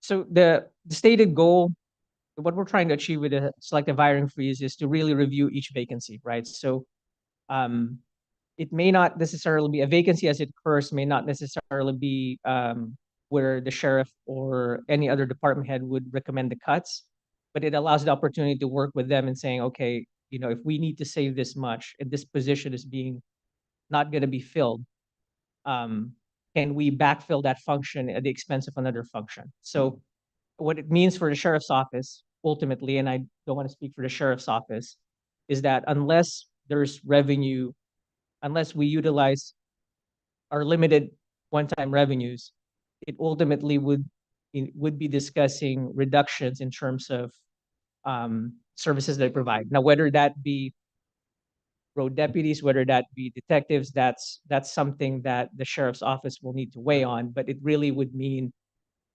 reducing number of positions, not just in the sheriff's office. I'm not sure if I'm answering the question. Are you asking authority from us to delegate the authority to you to work with them to make those decisions? We're asking that what we're asking the board is that the filling of the positions, in a sense, yes, basically allowing positions to be filled by only 4 exemptions as presented in the freeze. So I'm going to go over those exemptions. Is that the vacant positions are 100% funded with state, federal, or third-party funding sources. This isn't just your subvented departments. If a grant-funded position is in a discretionary revenue department, that falls under that exemption. Second, the vacancy is a department head unless the CAO can recommend a feasible way to oversee a department, which by delaying the filling of that vacancy. And the 3 vacancies, if not filled, will directly and immediately result in not meeting state or federal mandates. And when we say what we mean by directly, meaning the county has to have a road commissioner and that kind of stuff. So examples like that, if you don't fill it, you do not meet the mandate. And then vacancy, if not filled, will directly result in unintended expenditures that fully offset the benefit reduction that we're hoping to achieve. I mean, the savings reduction that we're hoping to achieve by keeping it vacant. Things that fall under there are functions that we have to staff anyway, like our 24/7. So corrections officers would fall under that. So if we have a certain number of capacity and we have to staff it at a certain capacity and a vacancy occurs in correctional officers, it falls under that exemption because not filling it means forcing overtime on someone else at a time and a half. If it doesn't, the authority we're seeking is if it doesn't fall in any of these exemptions, is that the CAO reviews it with each individual department and basically delays filling that position until such time that our budget deficit is brought into balance. Well, I would like to see one more exemption on there, and that is, how it impacts or an immediate impact on the safety of the public. Because these are state mandated positions.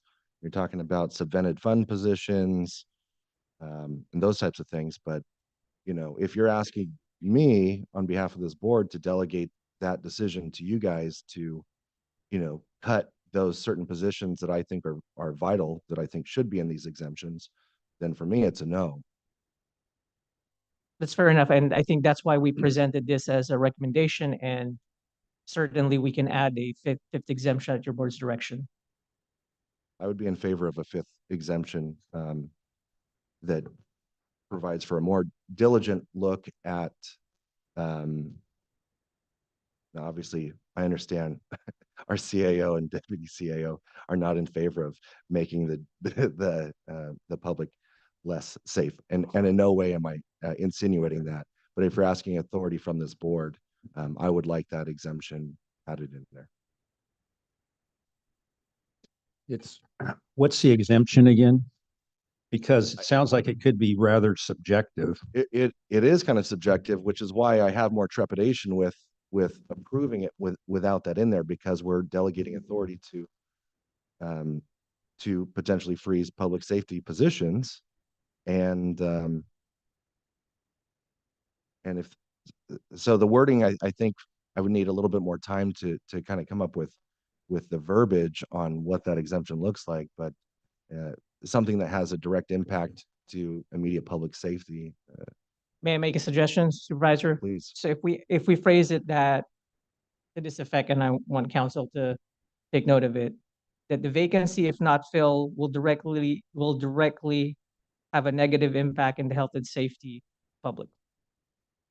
And I inserted the word directly because that way there is that we're trying to address that thought, and not everything can be, because everything can argue would have a tertiary or fourth removed impact, but we're talking direct, or we're asking clarification of the board. The direct health and safety impact exemption is what, is that what?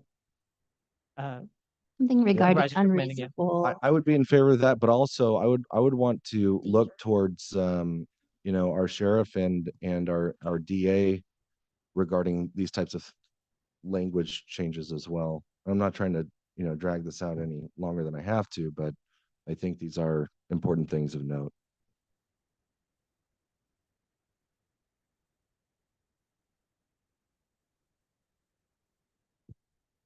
Obviously, we understand the budget position, and we're as concerned as everybody about keeping with the budget. But yeah, I think that proposal, I would, and I'm asking, I'm not telling, but I think a proposal or an exemption that focuses on public safety would be appropriate. I think again, if you say health and safety, get super broad, and if that's what you want to do, then that's fine. But if you're looking at sheriff's office and my office, I think public safety is maybe a more appropriate phraseology.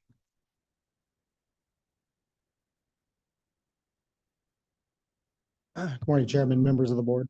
Obviously, we understand the the gravity of the situation we're in, and we have worked very hard with the CAO's office to make as many cuts as we can. I mean, you can see that in our projections, we were able to hold off on hiring of approximately 31 positions in addition to the ones that they originally wanted to hold. My concern with the allowable exemptions, as stated, I don't think it gave them any flexibility to staff some of those positions that may directly impact public safety. I think with the proposed language, it gives them enough flexibility to have that discussion. I think if you didn't have that fifth allowable exemption in there, then couldn't even have a discussion about it. So if it directly impacted public safety, I think it really tied the CAO's hands. At least with this exemption, we can open that dialogue and have a conversation. Doesn't mean we're going to fill every single position we ask for. We understand that, but at least allows us to have a conversation with the CAO's office. And again, we understand the position we're in. We'll work diligently to meet the goals of the county best we can. Great. Thank you, Mr. Chairman. If I may, with Joel, provide some language. So, I'm sorry. We have Supervisor Rogers wishes to make a comment. I'll defer to him to finish his. Thank you. So, fifth allowable exemption would be vacancy, if not filled, will have a direct negative impact on public safety. I like that.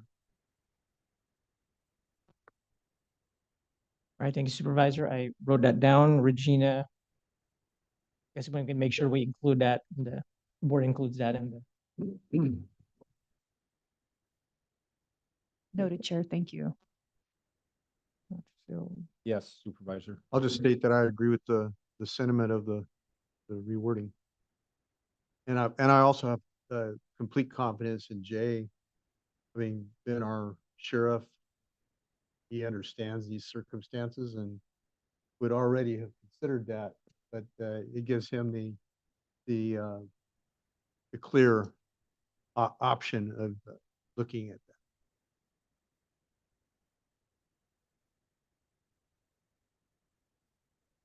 Right. Yeah, I'm still processing that, because I'm thinking about all the, again, what is a direct impact? I mean, we could take it to like, if not every position in the district attorney's office or sheriff's office or somewhere else is going to have a direct impact on public safety. So, to me, we can add that in there, but it's still going to it's still going to open up that, and hopefully, and it has to open up that conversation between our district attorney and administration and our sheriff and administration. So it's that conversation that has to take place because again, it's severe. And, again, we could make a case that every single position is a impact to public safety. I mean, if you take it to the extreme, otherwise, why would we have these positions even allocated?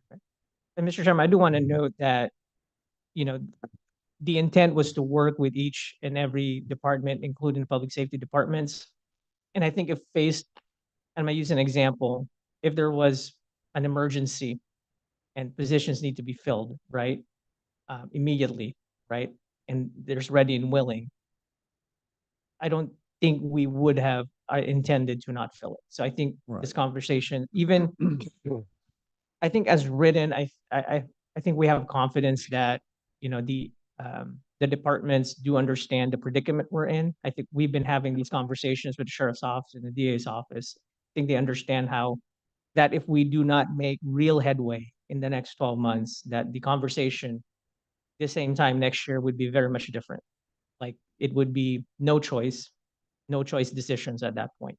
Right. And I would expect that, again, that free flow of conversation and exchange of information to be taking place regardless, whether we have an exemption or not. That has to clearly take place.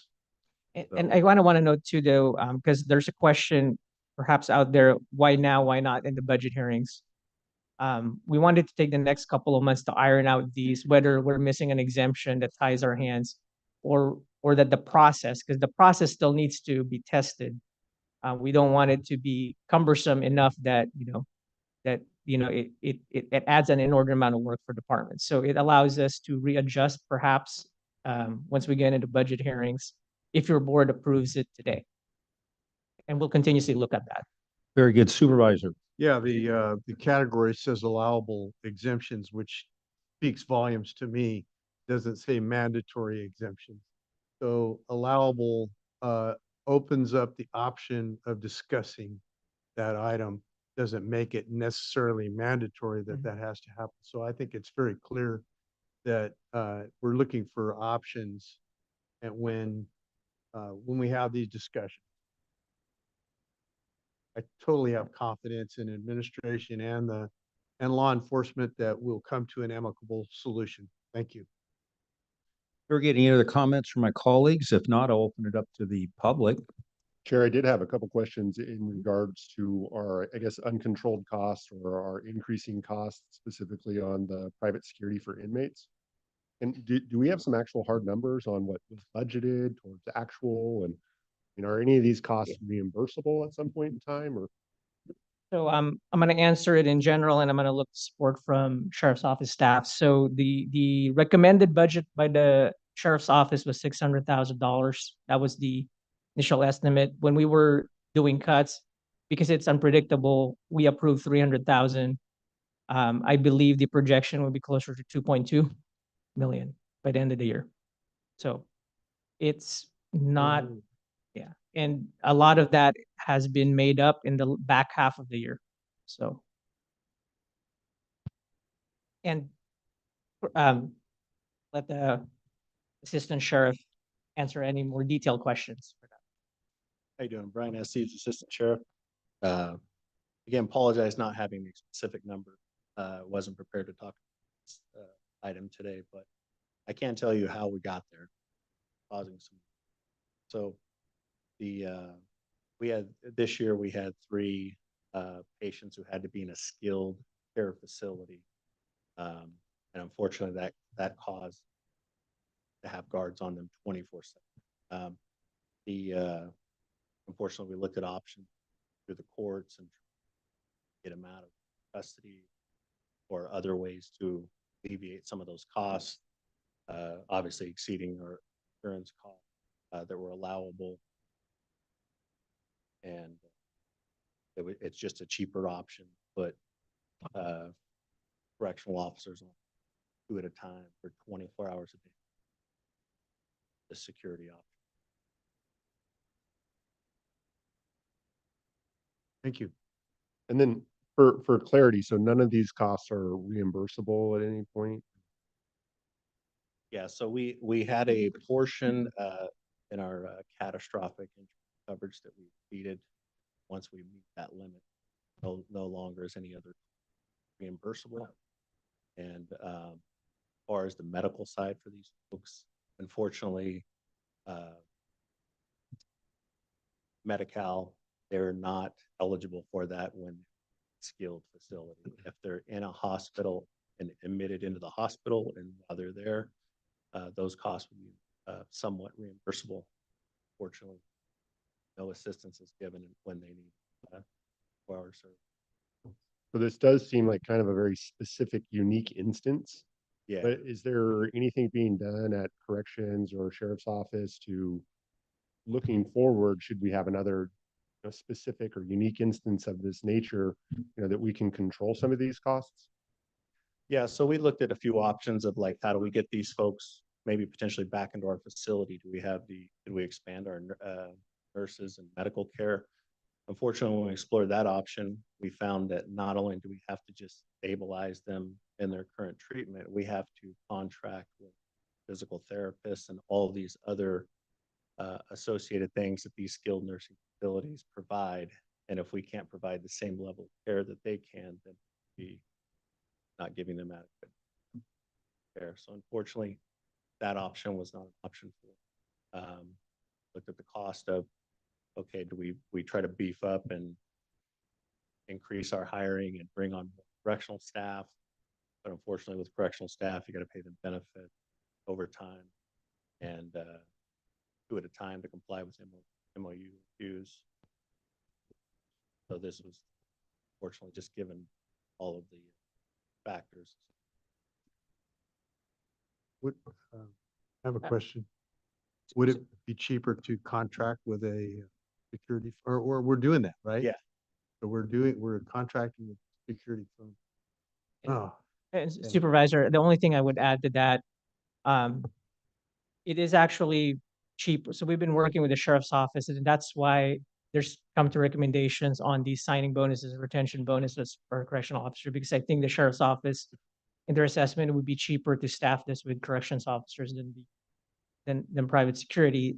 But as the assistant sheriff had said, it is a challenge. That is one of the things, the reason why that is an exemption, that is the situation that's exactly meant for exemption 4 as presented, is that if we can hire more corrections officers, we would have to use less of this extremely expensive per hour and have the double benefit of reducing overtime on the other aspects of the jail when we don't need them. Right. But it's the hiring that's the I hard think part. that's a good evaluation. That Chairman, needs to be made. I have a question too, Mr. Chairman. Yes, sir. Are these pretrial or post-conviction folks? The 3 folks that we had were pretrial, and one's up the gravity of the charger that getting him out of custody. We had 2. We had one that committed murder, one that committed homicide. The other one was a series of molest. Where not wanting to walk away. Sorry to interrupt. I just wanted to mention, that my office on these, as in every other case, is ready to proceed on each and every case. My initial analysis is these were all private counsel cases, and they're not necessarily motivated to resolve things quickly. But like I said, on this, as in every other case, my office arrives at every hearing prepared to proceed. And if anybody in my office asks for a continuance, the policy is they need to say why. Why are you asking for a continuance? Why aren't we ready? Because we understand that every case, not just these cases, but every case needs to be resolved as expeditiously as possible. So we are working to resolve them quickly, but there's due process, and these defendants have right to counsel, and that's what entails these delays. In these particular instances, are we looking at, ways to OR or anything like that based on their We absolutely had those medical conversations. conditions? I had them personally with the sheriff with regard to, is there anything else that we can do where, he and I would be comfortable that the community remains safe. And, based on those discussions, these were the decisions that we made in terms of how do we keep Madera safe. Gotcha. Thank you. Just to add a little bit more to that, I know under Sheriff McMecken, when he was in my role as the assistant sheriff, had around a meeting with all the involved parties. And I know when I came in, I expressed the need, hey, let's do that again. And so we did 2 rounds of that. Obviously didn't find a viable path out of those situations. Although I will say, looking back at the problem historically, having people in these skilled facilities is extremely rare for us. The past couple of years, there's been nobody, or if they are, they're there for a short stint, maybe a week or so. We just got slammed with 3 cases that were year long that we couldn't walk away from. And Very good. Any? Yes. I would just like to reiterate, the persons that were in these facilities were not persons that we could let on their own OR. We obviously would have explored that if we could, but the gravity of their charges for murder to child molest, we can't let them out of jail. So that was not an option, unfortunately. I have a question, Mr. Chair. Is this beyond the scope of some of the funds that we can pull from BHS? I hate to put BHS on the spot, but can we pull some of those funds for these scenarios?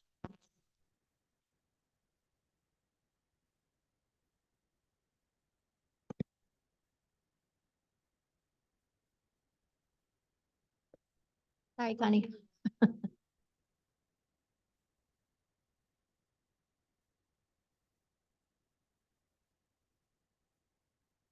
Hi, Connie Mona Prasa, Director of Behavioral Health. I was taking some notes and talking to Deborah back there. I think there's an opportunity for us to explore how we can help these type of situations. I'm almost still thinking about some facilities that I've been part of that we could look at locally, but I will follow up with Tyson and Joel on what we could do. Very good. Thank you. Any other public comment? If not, we'll close public comment and if there's, open it up to any more discussion from my colleagues. This is an action item. Staff is seeking approval for selective hiring freeze as proposed with the addition of the fifth exemption, I believe. I'm going to move that we approve the request of the administration and include the fifth exemption. I will second that as well. We have a motion and a second. Roll call vote, please. Supervisor Rogers, Yes. Supervisor Wamhoff, Yes. Supervisor Gonzalez, Yes. Supervisor McCauley, Yes. Chairman Poitras. Yes. Vote passes 5-0. All right. Thank you very much. Appreciate everybody's hard work and diligence and working together to work through this issue. We're looking at item 6F. 6F, County Administration Department, discussion and approval of the proposed reallocation of the remaining unspent and unobligated American Rescue Plan Act funding. Good morning, Mr. Chairman, members of the board, Joel Begay, County Administrative Office. I can start, but let's try to get these tables. I will need to refer to them. But I'll start with the background. On March 2021, the American Rescue Plan Act State and Local Fiscal Recovery Fund was approved and allocated $30.5 million to Madera County. As of the last reporting period, $22 million of this fund has either been obligated or have been spent on various projects. Specifically, $18.2 million has been spent on the following projects. It's reflected in Table 1 on the item for those listening online. An additional $4 million. I'm gonna give them.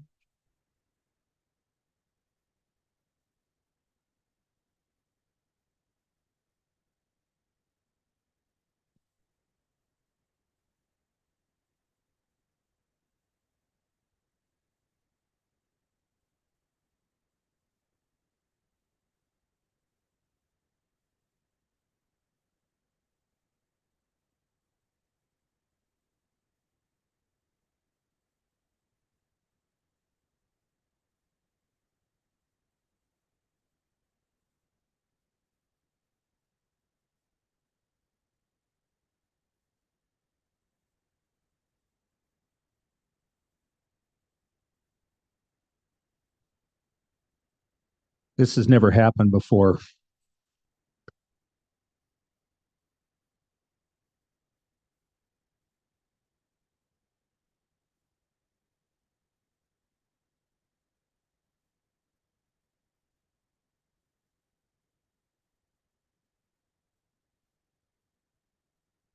Right, so I apologize, it's not the best projection, but these are the projects, totaling 18.2 million and the actual expenditures through the last reporting period.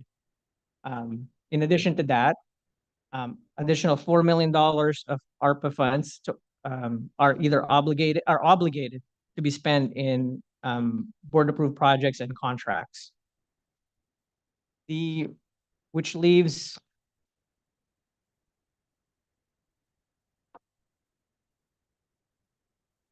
an approximate 8.2 million of ARPA funds as of the last reporting period that remains unobligated and unspent.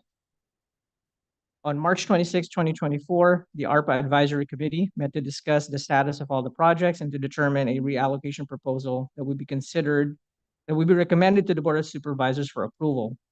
The committee considered 4 factors in its recommendation. Number 1 is the critical nature of shovel-ready public works projects that are short of funding. 2, the impact of the current general fund deficit in preserving critical county services. 3, the feasibility of obligating the funds prior to December 2024 federal deadline.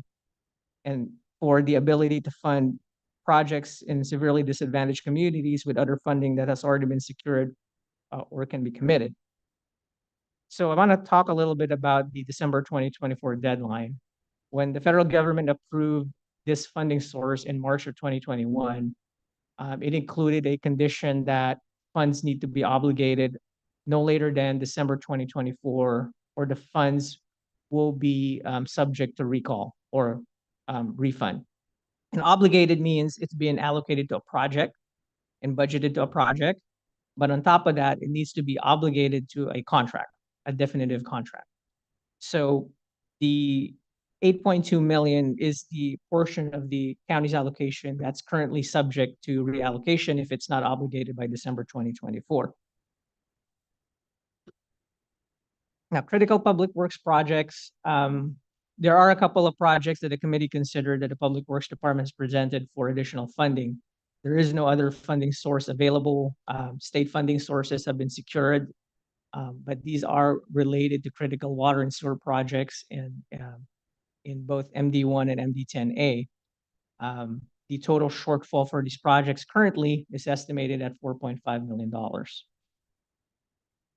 Now, impact of the current general fund deficit as presented to your board, the projected general fund deficit is $6.4 million. We are proposing to consider that in some of this debt reallocation of the $8.2 million, which we'll go over in the next few slides. But I kind of want to go over the other information, which is the project funding that's not ARPA related, that are currently for disadvantaged communities that have been allocated ARPA funding and they're the disadvantaged community spot. So what you can see here, there's $13.2 million of other funding, non-ARPA funding that's already committed to the community of Fairmead, $6.8 million to projects in the community of Lavina, and a further $130,000 and $150,000 respectively for Eastern Arcole and Ripperton. Now, these are relatively small to their communities, but these are at the feasibility stage, so it doesn't preclude, and public works staff will, as the needs are identified, as they have pursued with the other communities, will continue to pursue other state and federal funding sources to execute these projects. In this table, so the current allocation is allocated currently to these projects: assistance to small businesses, $8,599. That is the remainder. That project has already ended. We're proposing to sweep those funds as part of the reallocation. Same thing with household assistance, which is really the rent, utility, and mortgage assistance. The balance in that project is just over $500,000. Corrections facility COVID isolation cells, there's a $1.1 million that remain in that project, but since the emergency has ended, the sheriff jail operations has reconfigured its operation, so that's no longer needed for that. There's $897,000 remaining after all the premium pay that was approved during COVID was paid out. And then $2.1 million remaining from the future preservation of essential services. As you can see, the committee recommended to add that amount to a portion of the corrections facility balance to come up with a recommended offset to the current general fund deficit of $3 million. $3.2 million remains in the investments in disadvantaged communities.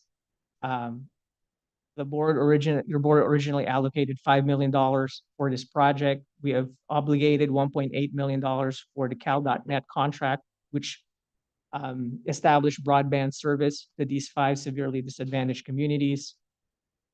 If you recall, about just over a year ago, expenditures in some of these line items were put on hold as the closure of the hospital has occurred. Now that that is on a path to reopening and these funds aren't utilized, the problem that we encounter now is obligating the funds. Simply speaking, identifying a project now and being able to obligate it is not necessarily feasible, considering the time that's needed to identify, design, and bid out a public works project. And then lastly, remaining funds from the projects to help address homelessness is $330,000. We are proposing to reduce that to 150,000. This concludes our formal presentation. We're open for your board for any questions. Thank you, Joel. I myself and Supervisor Wamhoff served as members of the ARPA funding committee. And there's a couple of projects, those that we had recommended for approval here today would be the Hidden Lakes as well as the MD10. I would like to see, and I think that our board, unless they are much more aware than I am in regards to the MD10 water system, I would like to see a presentation in regards to, a map showing, where the water system is located, maybe a history, just brief, nothing, that goes into great detail, but something like it was established in 1978 and it now serves, X number of residences and et cetera, et cetera. And these are the issues with MD10. I think that that would go not only help me in understanding, what the issues are, but I think it would help the rest of the board. I'm guessing that maybe there's one other person on my board that this board, I shouldn't say my board, but this board that doesn't maybe have a full understanding of the issues there, as well as the public. So that'd be good because we are obligating almost 3.7 for that project, and I have no problem doing it. I just would like to, rather than just a name of a district on a piece of paper, like to get a little more description. Sure, Mr. Chairman, I'll, Matt Treber, Chief of Development Services, I'll do my best to try to offer that description and about our system. So the MD10A system is our largest water district that is run by the County of Madera. We're just shy of 1,000 connections in that district. It is a community that's bordered on Road 36, which is the western boundary of that district, and Avenue 12 out to Road 38. And it goes north to Avenue 13 and just a small sliver of stuff down to the canal there. So all told, it's about 1,500 connections. We have a little shy of 1,000 that are connected into that water system now.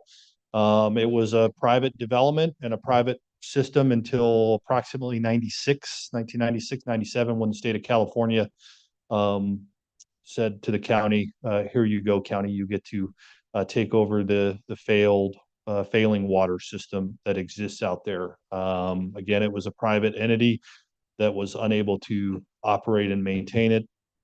And that's the involvement back in 96, 97 when the county assumed authority and jurisdiction over that water system. Obviously, different board, different staff, different time there. We've done a lot of work. 2.5 years ago, well, actually, it'll be 3 years ago this June. That system ran on one source, one well, for about 6 to 7 weeks during the summer. Again, 1,000 connections, our largest water system. So we've worked hard going after grants and the different things through the State Water Board to try to bring that system back into a position where it meets minimum standards of the state of California. We've invested heavily in that system by the way of wells. A storage tank is under construction, a treatment plant. It's got manganese and iron treatment issues in the water sources out there that we're working on. This specific funding and project, though, is the first phase of a $72 million project for pipeline replacements.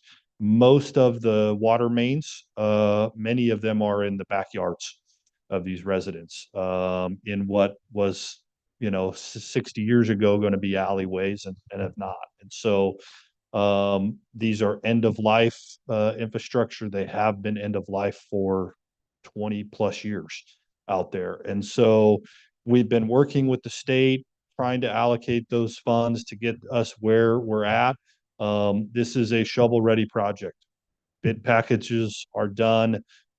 This funding would be what we've kind of identified as the first phase, the most significant issues where our water crews are out responding weekly to leaks. And I could go into more detail, and I think our Darren is here, our risk manager as well, on claims that we get from pools being flooded, backyards being flooded, homes being impacted by these mains. So it's been a big project. It's been on our horizon. We anticipated grant funding coming down from the state. There is still, frankly, as I stand here, a question whether the state will send what they refer to as incentive funds for consolidation. A lot of the investments we've seen out there was based on Golden Valley Unified School District consolidating into this system, the high school and the middle school, as well as Valley Teen Ranch. That was about 5-6 years ago that effort took place. And so as a part of that, there were incentive funds that the state said, hey, for you consolidating these other systems, disadvantaged systems and failing systems into your larger one, we're going to set aside this 2.7 million. The state has frozen all funding on everything on the water program side, right? And are reassessing and determining whether that is. So we're still pushing for that. Again, this is the first leg of a $70+ million improvement that's desperately needed out there. And again, saving citizens a significant amount of operations and maintenance costs from our crews out there fixing leaks year round. It's not just a summer issue there. So I'll be quiet and see if I can answer any questions that anybody else has, or if I did a good enough job, Mr. Chairman. So it's only 68.3 million to go. So so what is the obligation of the residents on MD10? Do they have any obligation for the services? They certainly do. And there are rates set. They will have, a rate study we'll be looking at. They are in the black. It is one of our more fiscally healthy districts there. And they are gaining, it's about $100,000 a year that is going into what we call an ACO, or in essence, an infrastructure savings account. The item that was before the board on the public hearing, that's a $500,000 cost to that developer, which far exceeds the typical connection fee that we negotiated with them for that. So yes, the ratepayers are certainly responsible for that. But okay, that's a short answer. Very good. Any other questions, comments? One comment, Mr. Chairman, and maybe just to help clarify for the other board members and the public as well. This particular segment was identified because of all the leaks and the blowouts and everything that happened. But the cost to the county on an annual basis, we've received varying estimates, but $200,000 to $400,000 a year on crews going out and doing this patchwork essentially. So this was identified as the most critical section that would ultimately save money over a certain period of time, barring these monstrous state funds that we're going to cross our fingers and hope for one day, right? Yes, Mr. Chairman, Supervisor Walmhoff, absolutely right. There is the second highest expense to the district is maintenance and the leaks, right? Highest is PG&E costs, like every one of our districts, but this specific district sees more calls for services because of this ailing infrastructure that's out there. Thank you. Supervisor McCauley, I believe you had a comment. Yeah, I just had a question in regards to rates. So what are the actual rates out there? Can you give us an idea relative to other districts, say Hidden Lakes is also on our agenda? What are the rates? Yeah, so MD10A, I'll give you some approximates. I don't have that exactly memorized there, but their monthly bill, again, there's not meters. Hidden Lakes doesn't have meters. Most of our districts don't have meters.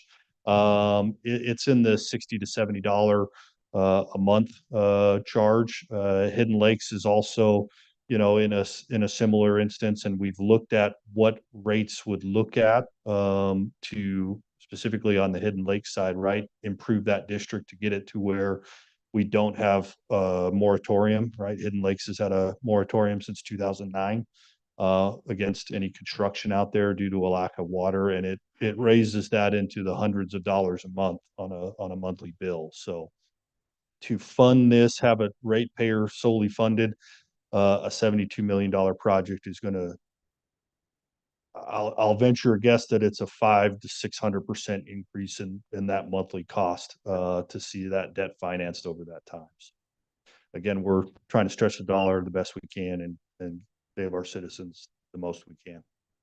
Thank you. Very good. Any other questions, comments? If not, we're open to the public for any comments there might be on this item. Seeing none, we'll bring it back to our board for action. Move to approve the recommendation of staff. And I'll second it. Roll call vote, please. Supervisor Rogers? Aye. Supervisor Wamhaugh? Yes. Supervisor Gonzalez? Yes. Supervisor McCauley? Yes. Chairman Poitras? Yes, Vote passes 5-0. thank you. 6G. 6G, County Administration Department, discussion and consideration of approval to authorize the Deputy CAO to request public risk innovations, solutions, and management PRISM increase the county self-insured general liability retention from 100,000 to 200,000 per claim effective July 1st, 2024, renewal on the on the county coverage under the PRISM General Liability 1 program. Good morning, Board. Jared McCandless with the Administrative Office. This item and the next item seek authority from your board to increase the self-insured retention on both general liability and workers' compensation as a means to reduce cost of excess coverage. The county, as with almost all counties, is a member of PRISM, which is the Public Risk Innovation Solutions and Management. It's a JPA risk sharing pool. The program, the general liability program, is structured with an initial layer of self-funding. And then on top of that, there are multiple layers of excess coverage made up of different limits, multiple insurance companies. The county maintains a self-insurance retention for general liability of $100,000 and then pays a premium for that excess coverage amount. Over the last 4 or 5 years, the premium for this excess coverage has been increasing steadily, and in the last 2 years, it's increased dramatically. The projected premium for the coming fiscal year at a $100,000 retention, the current retention level is $5.3 million. Now, just to give some context, as recently as 2018-19, that premium for the same coverage, same retention was a little over $1 million. The reason for these increases is a hard market throughout the industry, and the property casualty industry, brought on by some very adverse claims results. You hear often frequency of severity, meaning there's costlier claims happening more often. And when insurance companies have a hard time maintaining profitability, they start to raise rates. They decrease capacity, meaning they're just willing to take on less risk, or in many instances, they pull out of the market. So that's what's driving these increases. One of the things that the county can do is to increase its retention as a means to lower that cost for the excess coverage.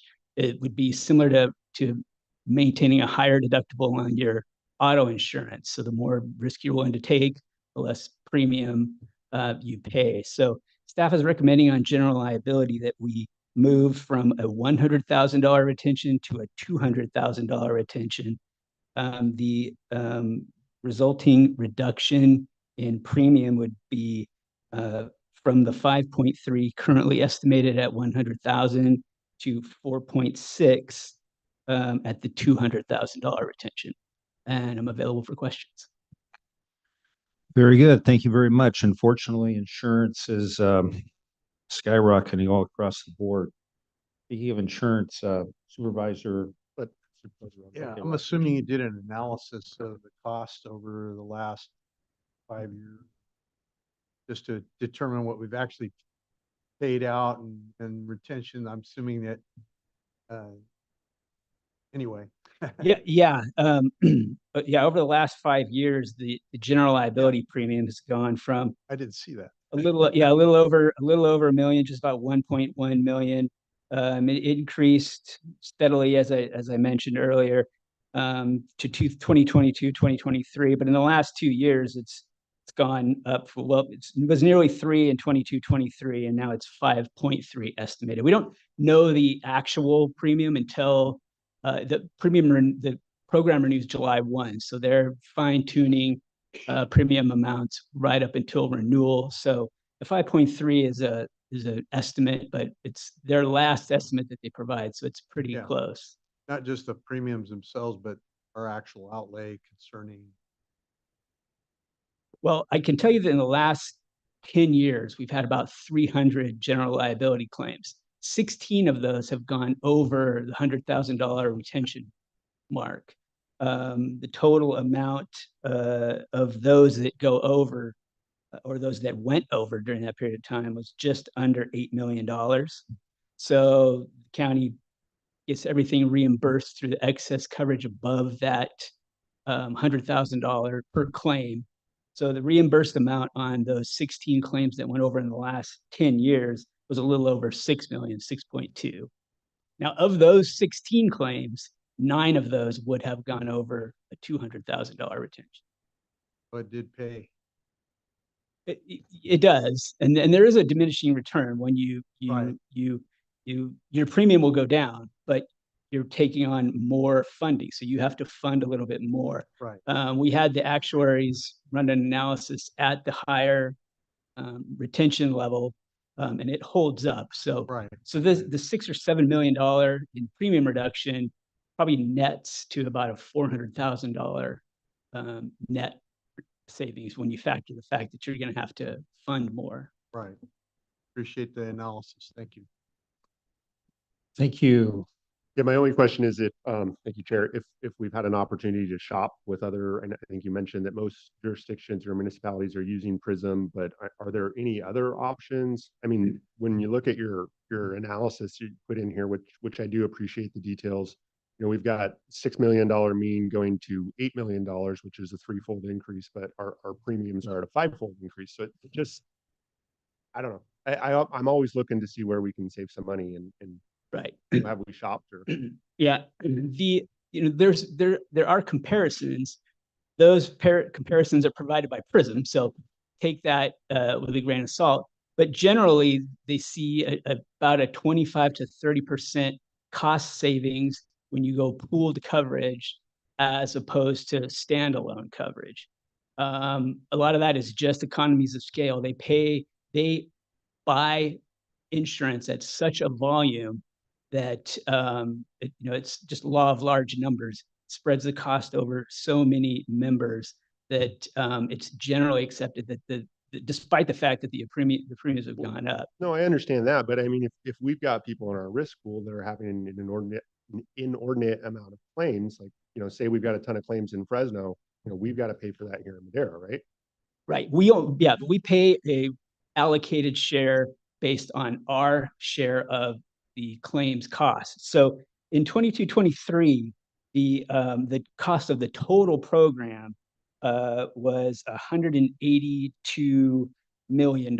So Madera County pays about 2% of the total premium.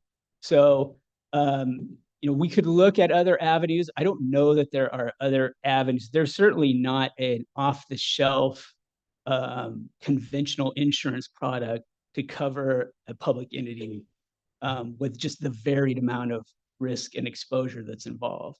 Sure. But so For clarification, I think I heard you say over the last 10 years, we've had $6 million in coverage reimbursed back to us. Is that? what I Right, heard? we had Correct me if I'm wrong. 16 claims go over the retention. Sure. So we we paid had- $100,000 on the first $100,000 on each of those 16 claims. And then the rest of that cost gets reimbursed to the county. What was our total, like, what has been our total coverage in 10 years? And what is our total premiums? I'm just. Our total premiums over the last 10 years, I don't versus know. I our- mean, it's our coverage. I mean, what I'm getting at is, would we be better off just being fully self-funded as opposed to risk pooling with other counties that I don't know. I perhaps- mean, the coverage, the general liability program, the coverage limit is $25 million. So, we would have to have some excess layer at some point. And to get a reduction or the lowest cost possible on that excess coverage would require a much greater initial funding of self-insurance than our 100 or 200,000. I think it would be cost prohibitive for a county of Madera's size. Sure. And then, I understand you don't have the information on 10-year history, but if you could It's get that available. over to my office Sure, sometime, yeah. that'd be Yeah. really helpful in understanding where Yeah, we're at. Okay, thank you. Very good. Any other questions for Darren? Supervisor. No, I was gonna make a motion. Oh, thank you for the motion. And anybody from the public? Any comments? Okay, bring it back. We have a Second. motion. Second. Now is the motion on, we'll just take it one at a time on Right. 6G. Move to approve? Okay.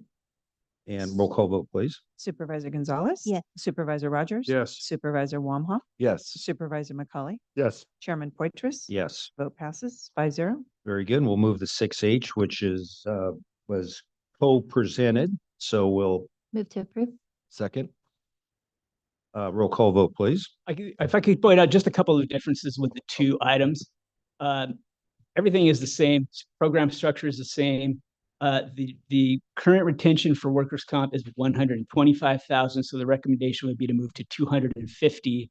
The premium reduction is about the same. Current projected premium for 24-25 is 1.7 million. The higher retention is about $1 million. So pretty much the same, just a couple of differences with the amounts. Very good. We open it up for public comment in 6G, but I failed to do so in 6H. Council is over there going like this, and I was going, anyway, always like to bother her. But anyway, is there any comment on 6H? Seeing and hearing none? I believe we had a motion and And a a second? second already. Roll call vote, please. On 6H? Yes. Supervisor Gonzalez? Yes. Supervisor Wamhaugh? Yes. Supervisor Rogers? Yes. Supervisor McCauley? Yes. Chairman Poitras? Yes, Vote passes 5-0. very good. And let's move on to 6I. Human Move to Resources. approve. Human Resources Department, discussion and consideration to adopt a resolution appointing Susan Carter as a retired annuitant to the position of Human Resources Manager effective May 8th, 2024. Good afternoon, Chairman, members of the board. Michelle May with Human Resources. Okay, we have believe we have a motion. Do we Yes. have a second? Second. I'll open it up for public comment. Any comments from the public? Hearing and seeing none. Roll call vote, please. Supervisor Rogers? Yes. Supervisor Wamhaugh? Yes. Supervisor Gonzalez? Yes. Supervisor McCauley? Yes. Chairman Poitras? Yes, Vote passes 5-0. Thank you. thank you. And then we have 6J. Sheriff's Coroner's Office, discussion and consideration to adopt a resolution ratifying and extending the declaration of a local emergency beet leaf hopper curly top virus. Okay, very good. And it has been notified, or it has been made, the declaration has been made, and they're just looking for ratification here. So Hello, Chairman and members of the board. Brian Bittigan. I'm a lieutenant at the Sheriff's Office. Upon my recent promotion as a lieutenant, I took command of the Office of Emergency Services. Thank you for adding this urgent item to the agenda. On May 1st, 2024, Sheriff Tyson Pogue declared a local emergency due to a potential devastating threat for tomato crops, Madera County. In Madera County, tomato crop is the 13th most produced crop. On April 25th, we were notified by the Agricultural Commission of a reported increase of the population of the beet leaf hopper insect in the wildland and agricultural areas of Madera County. Beet leaf insects live on vegetation in the foothills near the valley floor. The insects move to tomato crops in the valley floor when foothill vegetation begins to dry out. The insect carries the curly top virus, which infects the tomato crops, causing crop failure. We're advised by the beet leaf hopper insect represents an immediate threat to the tomato crops in Madera County and can be mitigated with immediate action taken on an emergency basis.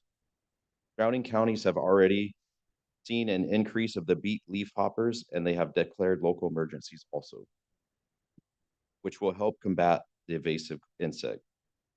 Local emergencies are generally not only a mechanism to potentially bring in funding and resources, but also open some option for ways to mitigate the emergency. In this case, we are looking to utilize those open channels to help mitigate the beet leaf hopper insect. Therefore, I ask you to consider signing the resolution ratifying and extending the declaration of a local emergency. Agricultural Commissioner Rusty Landsberger is also here to answer any technical questions you may have along with the Sheriff Tyson Pogue. Thank you. Very good. Thank you very much. Are there any questions of Ryan from any of my colleagues? We did get a letter actually in regards to this, and there were some concerns about using the pesticides. And so I was hoping our ag commissioner might just be able to educate those of us that aren't involved with farming or don't have much knowledge about the beet hopper. Maybe just let us know how that's being handled. So the Rusty Landsberger, Ag Commissioner, Madera County. The beet leaf hopper is moving into the valley from the foothills as the grass is drying out. What this emergency proclamation does gives our farmers an additional tool that they can use to combat the beet leaf hoppers, which carries the virus, which is detrimental to the tomato crop. And so this regulation within this exemption, the tools they can use, they still have to follow label rates. It doesn't exempt them from anything on the pesticide on a label. It just allows them an additional tool that could be effective. Part of this is for them to use that, they have to get a written recommendation from a licensed pest control advisor. So these are the professionals that write these recommendations that are familiar with all the tools that they use for crop care. And so they have to have that written recommendation stating basically that the pests are present in the fields. And these are your options to use of whatever tool the pest control advisor or the producer wants to use. Okay, thank you. Very good. Are there any other comments or questions from my colleagues? If not, I'll open it up to the public. Yes. Lieutenant, I also wanted to congratulate you on your promotion. So congratulations on that. Your sergeant had set a precedent of wearing a tie for all OES things. I don't know if you're going to continue that or not. That was quite impressive. No pressure or anything. But thank you for that. Chairman, I think that's the name of your Christian rap group, right? Beet Leaf Hoppers. It is. They're really good. That's what I hope to see the video one day. Yeah. Thank you. I play the bass. So are there any comments from the public? I know we have one online, at least two. Okay. Go ahead, Jan. Thank you. My name is Ron Whitehurst. Under my wife's account on here, I wasn't able to change my participant name. I'm a certified pest control advisor, and I work with Rincon Vitova Insectaries, one of the oldest commercial insectaries in the United States. And we, on a daily basis, help farmers control pests biologically without chemical, broad spectrum chemical pesticides. And so we now know that we can control all the pests of all the crops in California using organic materials, which are very low risk. At one time, we thought imidacloprid and the other neonics were really, really low mammalian toxicity. But over the about 20 years that they've been on the market, we've been finding that they have reproductive harm. That means there are birth defects attributed to their use and low sperm counts in males. And so these are not benign materials. They are of concern. And so opening up to broad acreage spraying of these materials onto the crops, causes some concern as far as public health. There are a number of organic pesticides in my written comments. You can see a list of the organic listed materials that are very low risk, that don't present similar hazards to the public. So I was on the Sustainable Pest Management Work Group that DPR, the Department of Pesticide Regulation, set up to come up with a roadmap to get off of the toxic pesticides here in the state of California. So we have come up with about 50 different ways of reducing pesticide use with the goal of eliminating all the highly hazardous pesticides in the state by 2050. There's a lot of good ideas here, and we need to move forward as far as reducing the hazards in our food. So if you think about it, how much toxin, how much pesticides do you want in your food? So we need to re-examine, these emergency declaration in context of new understanding of the hazards of the neonics and our state moving forward to eliminating all of the broad spectrum highly hazardous materials that we use in our agricultural fields. Thank you for your time. Thank you. And we believe we have somebody else online. Go ahead, Andrea. Yeah. Good morning, supervisors. My name's Andrea Uribe. I'm a policy advocate for Leadership Council, and I'm also here to urge the board to consider alternative pathways into using harmful pesticides. As the speaker before me noted, we now know that there are other ways to address these issues. And just as a reminder, I'd like to urge the board to consider how we can protect the agricultural products such as the tomato plants, which are part of the concern here, without further jeopardizing the health of those who live within Madera County, for those who live within closer proximity to these agricultural plants, for those who work in agriculture, for those who may end up consuming the product. And I'd like to use this emergency as an opportunity to remind us all to work towards a future in which we take long-term plans into account, in which we start looking for alternative solutions and hopefully start removing us from harmful pesticides such as these. Thank you. Okay, thank you. And I believe we have another public comment. Janice Gomes, Madera County. As a farmer, and yes, I do pistachios, I don't do that. I recommend a yes vote. I believe that it takes something to get rid of it at the beginning, and then maybe we can move to something they suggested, but at the beginning to eradicate it, I say yes.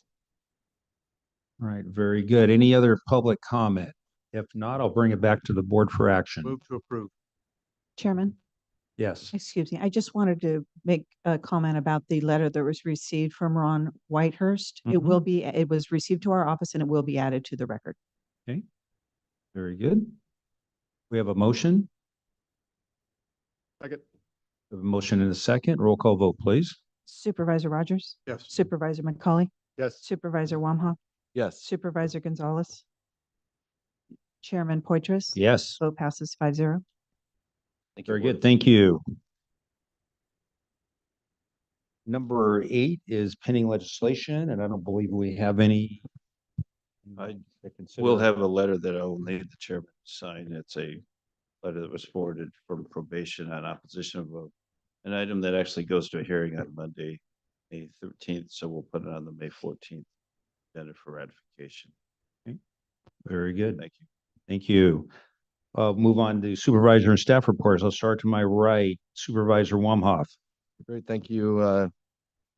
The week of April 15th, I attended the CSAC conference in Sacramento where we discussed, it was a legislative update where you get to see all the things that are coming down the hill from Sacramento, but also getting to voice our opinions on how we are represented at the county level.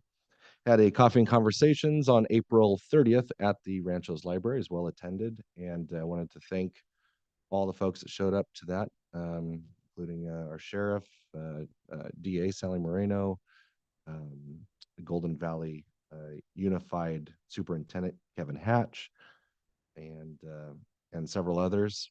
So it was a good event there. Also attended the Madera Prayer Breakfast on May 2nd, and got to mingle with some folks there, and that turned out to be a good event as well. And that's all I have. Thank you, Supervisor Gonzalez. Yes, thank you, Mr. Chair. Earlier today, we recognized National Nurses Week and proclaimed Mental Health Awareness Month. But today is National Teacher Appreciation Day. So we wouldn't be anywhere, we wouldn't be celebrating these things without our teachers. So I just want to send a special thanks to all of our educators out there who are enriching the lives of our kiddos. Also, wanted to announce that Parksdale, there's a Parksdale neighborhood walk audit, and it's being hosted by the Department of Public Health. That's happening tomorrow from 5:30 to 7. It's at the Parksdale Village Apartments in the community center. And so we have that information, and it's basically a survey of what the community would like to see. So that's happening again tomorrow from 5:30 to 7. And then I just wanted to wish everyone who celebrates a happy Mother's Day. This will be my first to celebrate, so I'm super excited about that. And that is my report. It's actually your second. Maybe just wasn't, it was a little bit more contained. But this way she'll be able to say happy. Celebrate with her. Exactly. Happy Mother's Day, Mom. Yeah, that's great. Supervisor McCauley. Thank you, Chair. Yeah, I was also able to attend CSAC back in April. Had a wonderful time hearing about all the different policies coming down, networking with some other supervisors up and down the state, and also had a good opportunity to meet with a couple of our state legislators. Very, very beneficial. Fantastic. Supervisor Rogers. Yes, attended a very important meeting with Eastside Acres community, their annual event, and we always garner a lot of information about their needs. Want to thank Matt Schreiber for attending, and also the sheriff's office had a representative out there, and they're very responsive to the needs of those people in that community. Also, this week is Fair Week in Chowchilla, and the annual Spring Festival Parade is this Saturday. I'll be riding a tractor in New Holland like I do every year down the boulevard, and looking forward to the world famous barbecue and all the events that go on. We are still raising funds for the repaving of the entire fairgrounds, about 50,000 square feet. And we're making some headway slowly, and we won't get it done this year before the fair, but we're looking forward to making progress after, and appreciate all those people who've shown interest in making that happen. It'll really make our fairgrounds speak of the quality that it really is. One of the best country fairs out there, and I hope you come and attend and enjoy it with us. Thank you, Mr. Varney. I have nothing to add. We do need to go back to closed session at the end of the meeting. Without a doubt. Looking forward to it. Council. Chairman, no report. Thank you. Clerk of the board. Nothing to report. Thank you. All right, very good. So let's go ahead and head back to closed session to finish up. Thank you.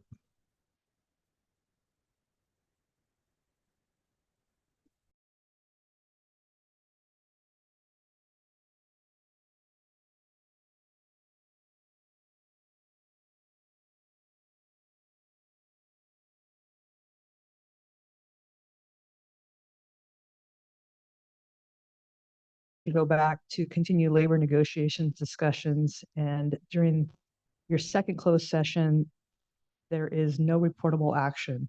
Thank you. All right, thank you very much. And with that, we will adjourn the meeting. Everybody have a great rest of the day.